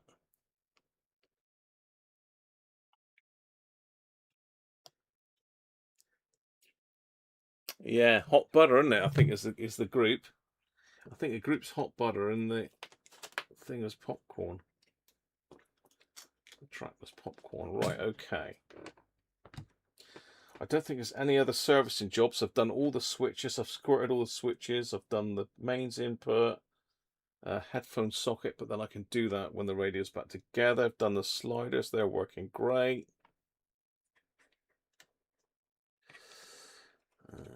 Right, so it looks like that goes down there. That's down there.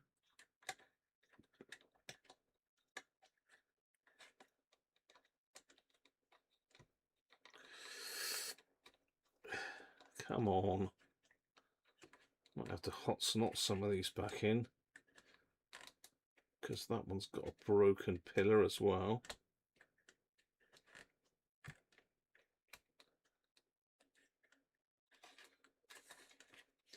Trouble is the nasty glue they've used on this is keeping the thing in and stopping me from pushing it down on the pillar properly.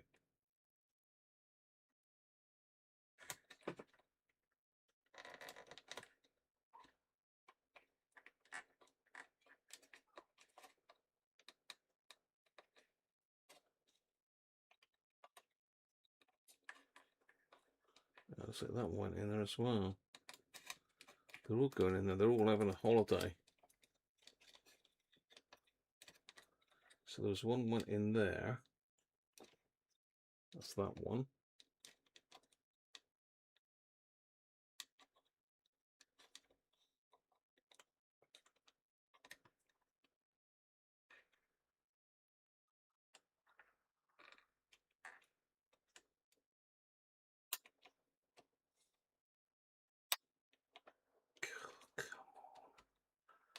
stuck in with this lemon glue.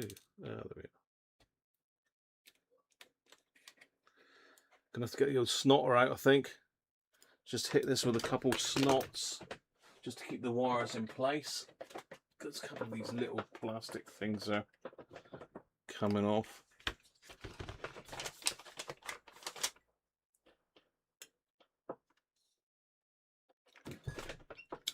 That London port is very nice.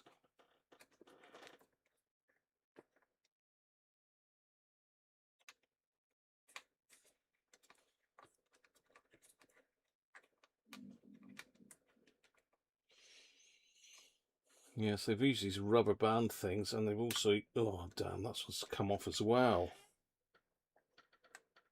Plastic's very brittle in this thing. So let's...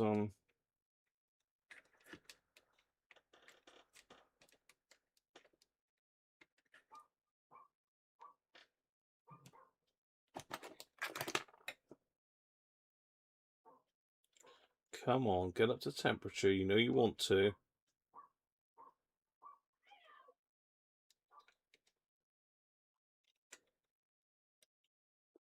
Come on. Don't make me put another battery in you. Come on, Mr. Bosch. Come on, you know you can do it.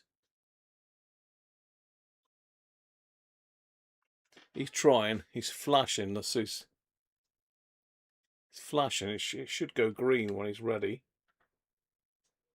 There we go. Right.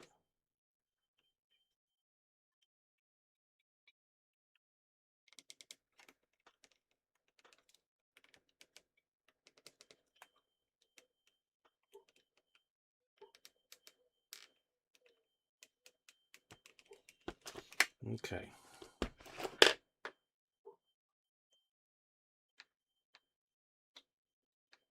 Ah, stay there. It's not gone off yet.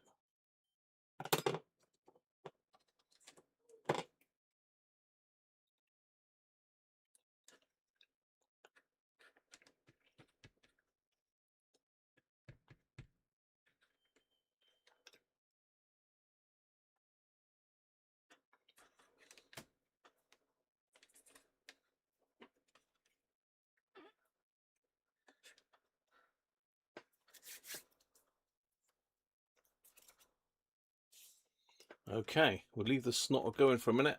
It's going to snot. Oh, he's dropped some snot.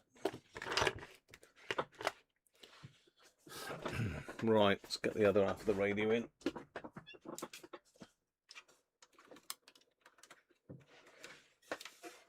Because this is going to need snotting up as well. It's going to need the full snot treatment.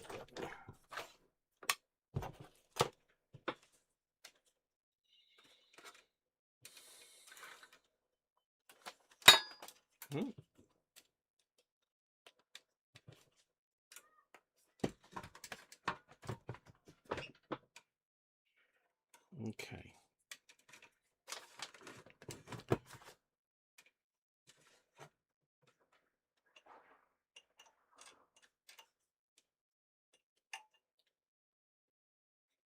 I'm going to get confused with the snotting and the soldering now, aren't I?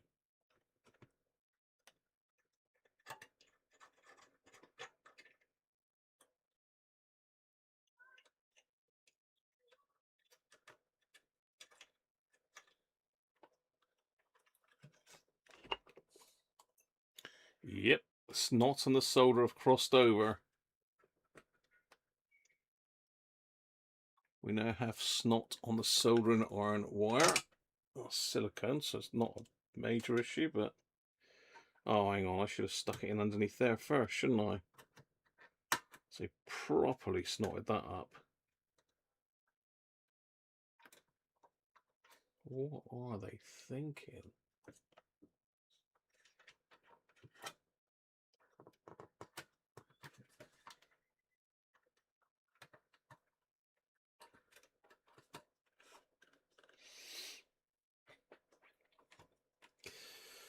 Come on. Just trying to get this lemon elastic band off here. Right, so that went down and it went in that way. Actually went that way.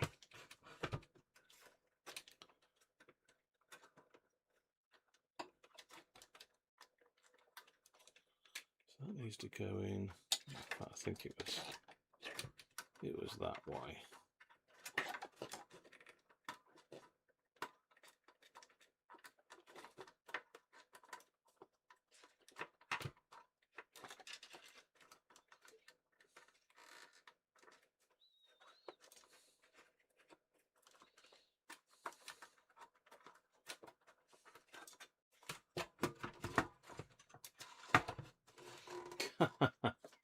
I'll have to use my beer pint to rest that one. Right, so that one like that, and then down like that. That's right. This way.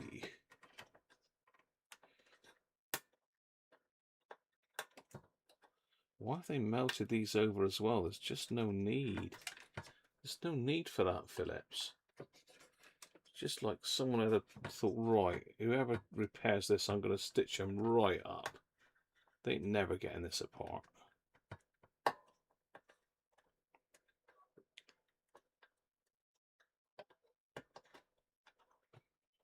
Okay, that's that one done. Oh, we've got this little one there. I've got snot dropping everywhere now. Right, so we had that one.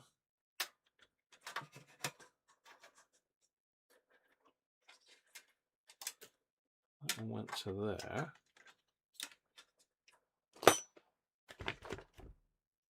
And snot going everywhere.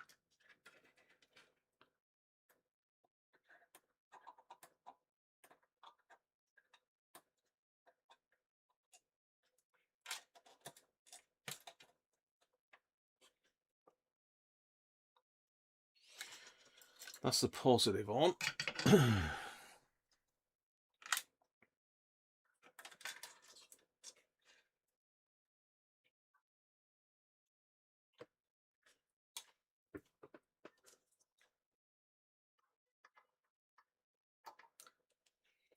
Let's put the negative in.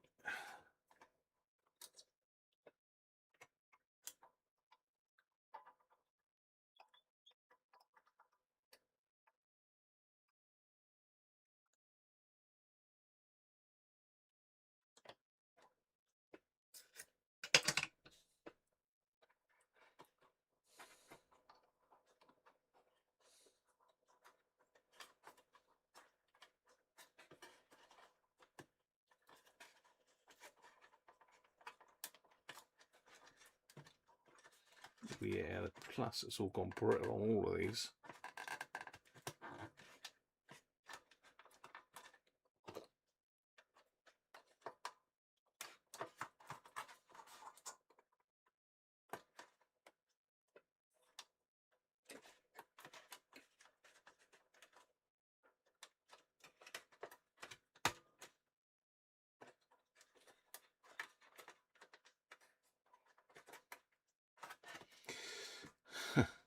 Tell you what, they went to some trouble to put this thing together, didn't they?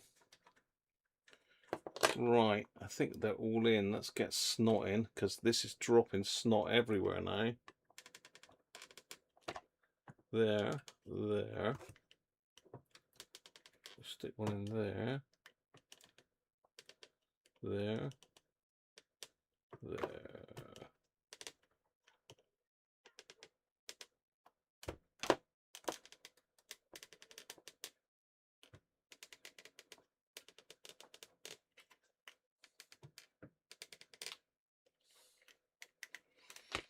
Right, fully snotted now. We've got one to go back over there. Oh, steady.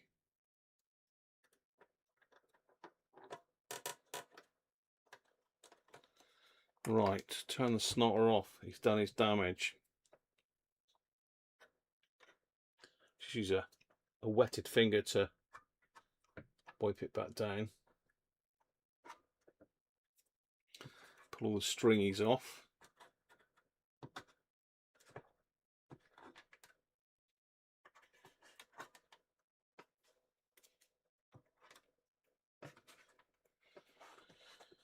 There we are. Right.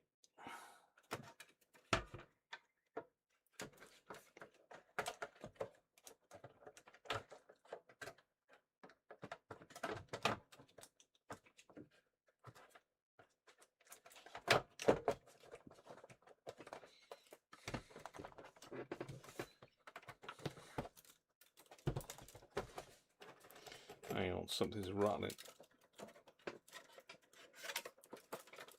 One of those damp little bits of plastic was rattling around inside.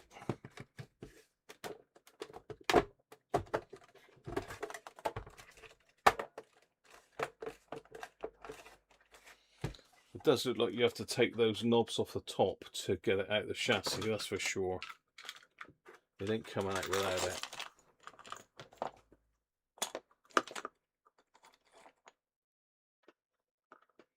Right, so these two were the silver ones. Let's make sure we haven't got any screws left over a minute. What was that one for with the little washer on it? Is that inside? So we've got that one at that one.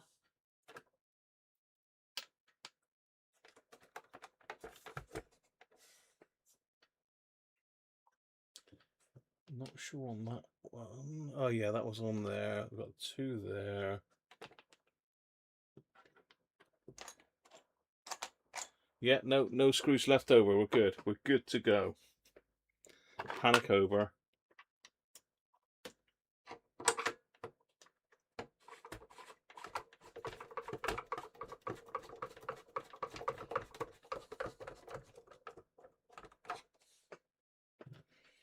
Silver one in there.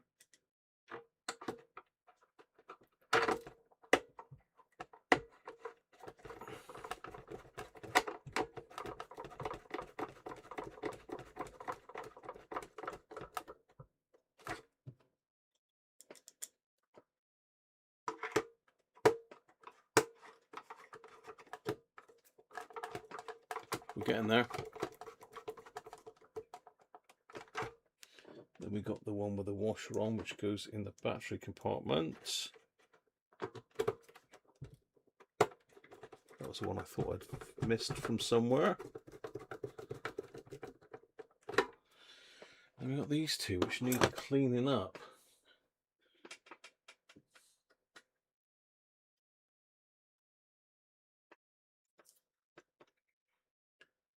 There's my little brass brush. Let's give these two a little bit of a clean up. How are we doing there? Aaron's off? No worries, Aaron. See you later, mate. Thanks for dropping in. So I'm just going to put them in here and just use this brush to get the surface rust. Oh, that's nice. Yeah, it's coming off easy.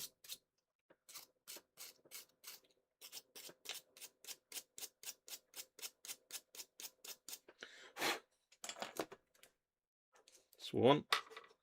Before and after, look.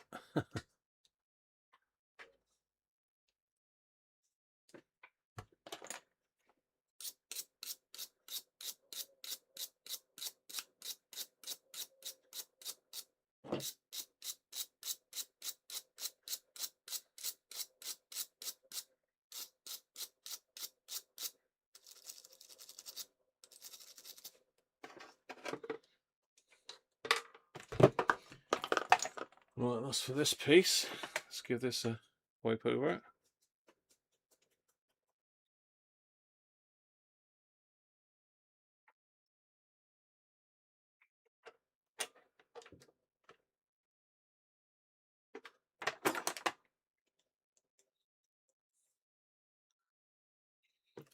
Smaller.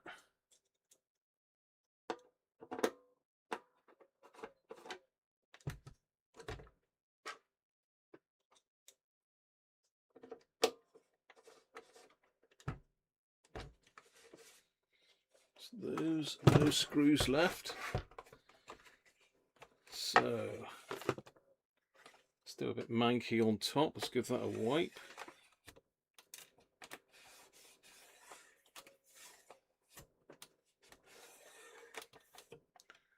think something just dropped off my clock into the switch bank.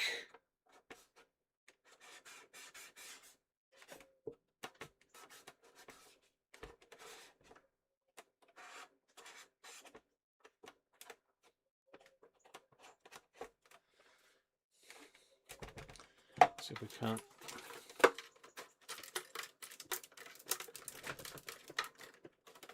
There we go.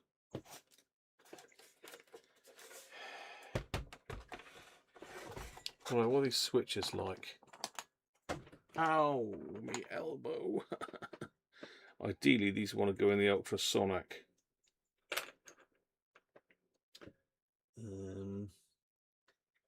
What's the brush of line? A glue brush, maybe.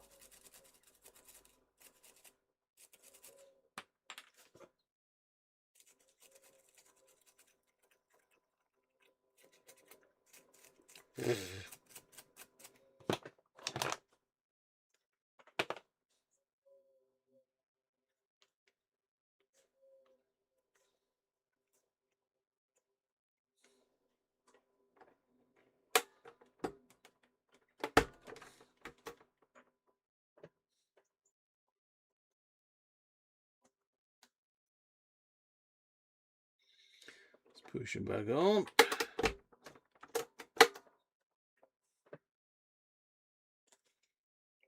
Clean off first. We're getting there.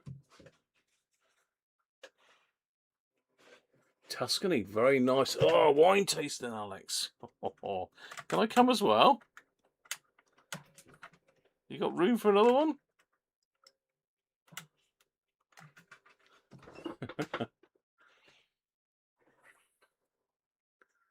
Catch you soon, mate.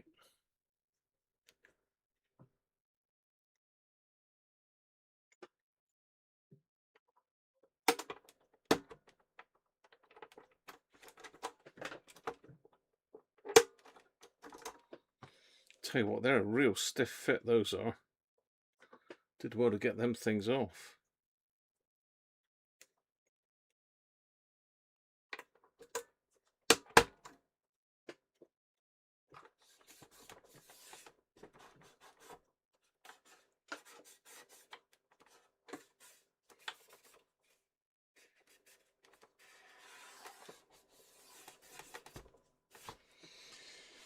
Well, it's looking a lot healthier than it was, isn't it?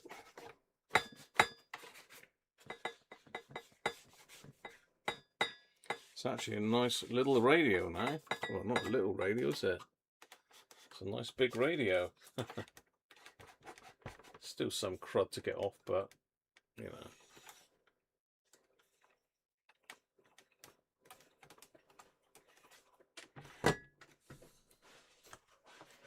Let's get the snot out of the way. Zoom you out.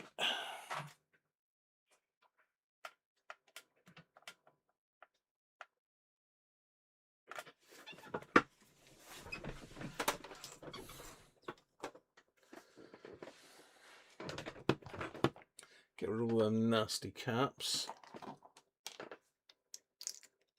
Straight in the bin for those. We didn't do the one, did we?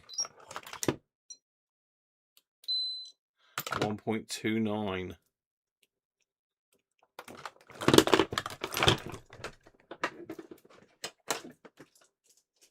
Let's get some of the stuff off the bench.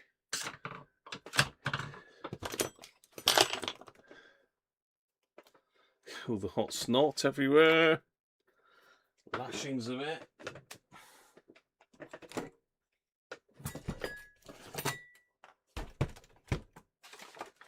Somewhere's the battery door. We've still got decent original foam in it.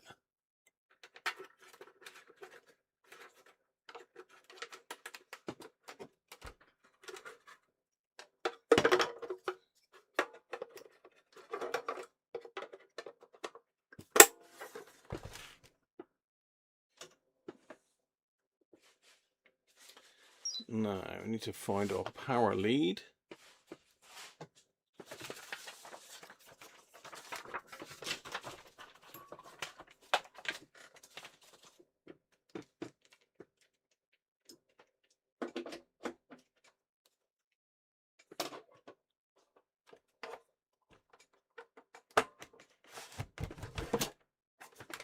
And let's give it a final whirl. Let's just turn it that way a little bit. It's messy, isn't it?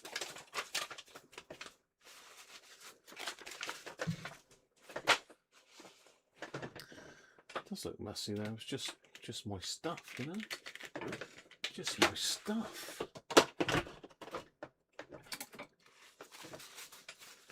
Right.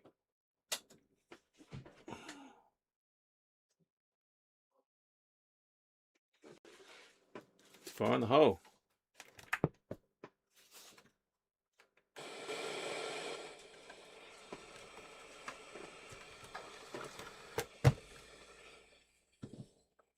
It's wrong and deliver on a promise of 1.5 million homes over this Parliament. The England and Wales Cricket Board says it's investigating reports that the England bowler Bryden Haas was involved in an incident at an...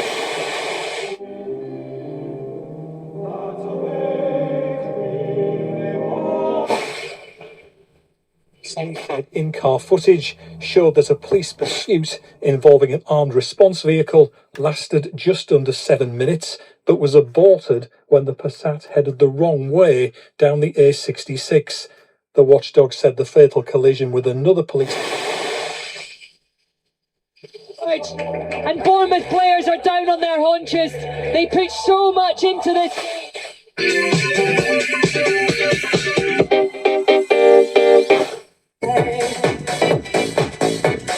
Whoa! Hello, Sue Perkins here with an American edition of Classical Pioneers with HX. So, imagine discovering somewhere entirely new. Well, Watson Gate. BBC News, it's 3 minutes.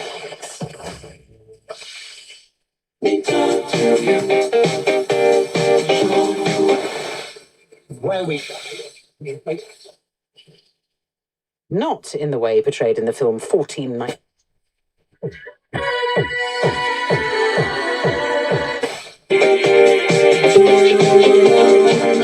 Best, the very, very best of BBC local radio throughout the country. From your... Wow, Christ, that is very loud. There's some bass on that. Some important cricket news.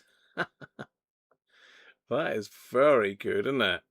I mean, it was okay before, but obviously with a shot volume pot. If we get it back over onto Radio 4, which is over here somewhere, about 92. Towards wrong things.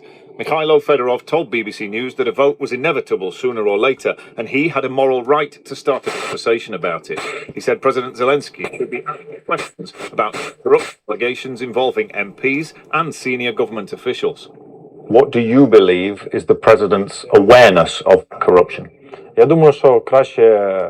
think that probably you better ask the president about this. Do an interview with him, have a conversation with him in front of the world. Do you think he has questions to answer? I believe that he is ready. Why not? That's his responsibility to explain whether he was aware of all that or not. I don't want to make any assumptions. Do you think he may be a corrupt politician? Look, in all the time that I worked with him, not a single time I received from him any tasks that would go against the law. I can talk only about my personal experience. Mr. Fedorov was sacked after reportedly falling out with the head of Ukraine's armed forces. President Zelensky said there had also been miscommunication with Donald Trump and Elon Musk over extending access to the billionaire's Starlink satellite network to help Ukraine's long-range drone strikes against Russia. Mr. Fedorov said despite being out of government, he would soon be visiting the US, hoping to secure the technology mogul's agreement. He said as defence minister, he'd been grateful for British support during the war, but the promised supplies of weapons and drones had been delayed by red tape and bureaucracy. The Russian embassy has played down a suggestion that it could downgrade its diplomatic representation in London. It comes after a report in the Sunday Times said the ambassador to Britain wasn't being replaced. Well, there you Andrei are. Kelin finished his posting in July without a successor being named. Just messing More from our about, but World that's a News lot better, isn't correspondent it? Joe Inwood. It's not unprecedented for a country to leave an ambassadorial post unfilled, nor is it unremarkable when it happens. And so, when it emerged that Andrei Kielin had left London There we without go. any replacement being nominated, questions were inevitably asked about whether this marked a new low in already strained relations. A statement from the Russian embassy tried to downplay this suggestion, calling it speculation.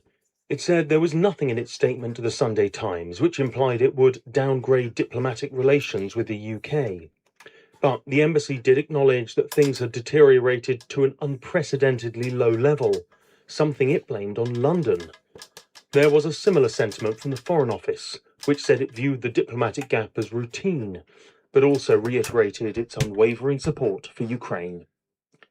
Cross-country passengers have faced widespread disruption. So there you after a are. I power think cut that was forced the operator to cancel services across it's all the really borders. loud radio. Very Fans nice. travelling to football fixtures were among those who were warned that services to and from Manchester, Liverpool, Yeah. and Newcastle Yeah, you're might right. be extremely busy. Greg Mackenzie has the details. The power outage at Cross Country's control centre in Birmingham city centre knocked out. So it's cost me, well, not a lot in caps, probably a tenner in capacitors, £2.5 for the radio. Affected, although trains So between Peterborough, Cambridge, and Stansted Airport were running close to normal. it works very well. It does sound lovely. I like the sliders as well. This is a little bit Ways different. to complete their journeys. We've been travelling back from Birmingham to Manchester, and we're now going to get back much later with Avanti. It's a little bit frustrating. On the app it says there's one running at 1 and one running at 3. So I've sat around for half an hour and they've just told me that there's no trains running from this station to Cheltenham. All the trains are cancelled except for one at 1, and then it's changes, loads of changes to get to Bristol. Passengers were told to check before travelling and that they could use their tickets with other operators. Cross Country, which was ranked Britain's worst rail operator in a passenger survey in June, has apologised. It said restoring services in time for Monday morning's rush hour was now a priority.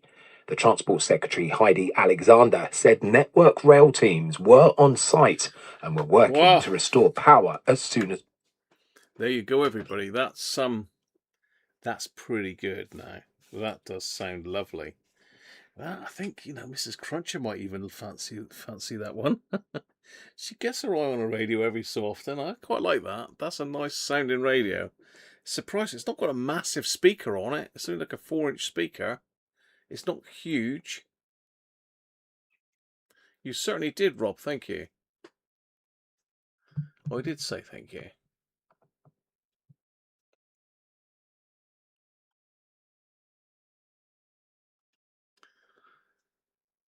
Yeah, so there you are, people. So if you like that, give it the thumbs up. And we have another £2 radio potentially next week. I don't know. Up to you. I might put it out again. Do you like the format of choosing what we do on the stream? We didn't have that much response this time. I think it was only about 36 people voted, but last week I think there was something like 50 or 60 votes on that last week. I don't know, but this is what you wanted, so that's what I did. The £2 auction radio. That would make a cracking sort of shed or, builder's radio or something, wouldn't it? It's really good. Cheers, Alex. Have a nice one, mate.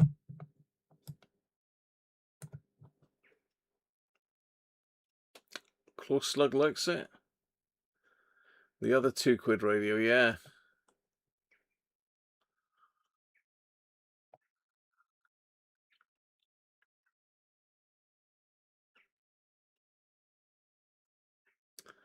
Yeah, I didn't put the notification out till quite late though, Joe, today. Well, I put the video out, but I didn't do I normally promote it on the community page. I usually put a post out, but I forgot to today. Cheers, Andrew. There we are then, people. You know, I'll take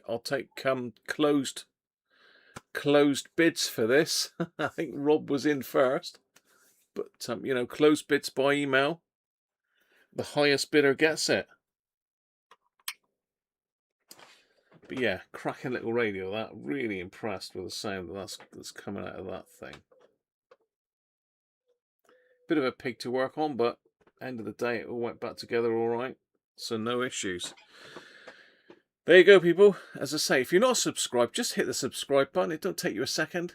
And you can come in and chat with us next week. So, cheers, everybody. Have a good one. And catch up with you next Sunday. Bye for now.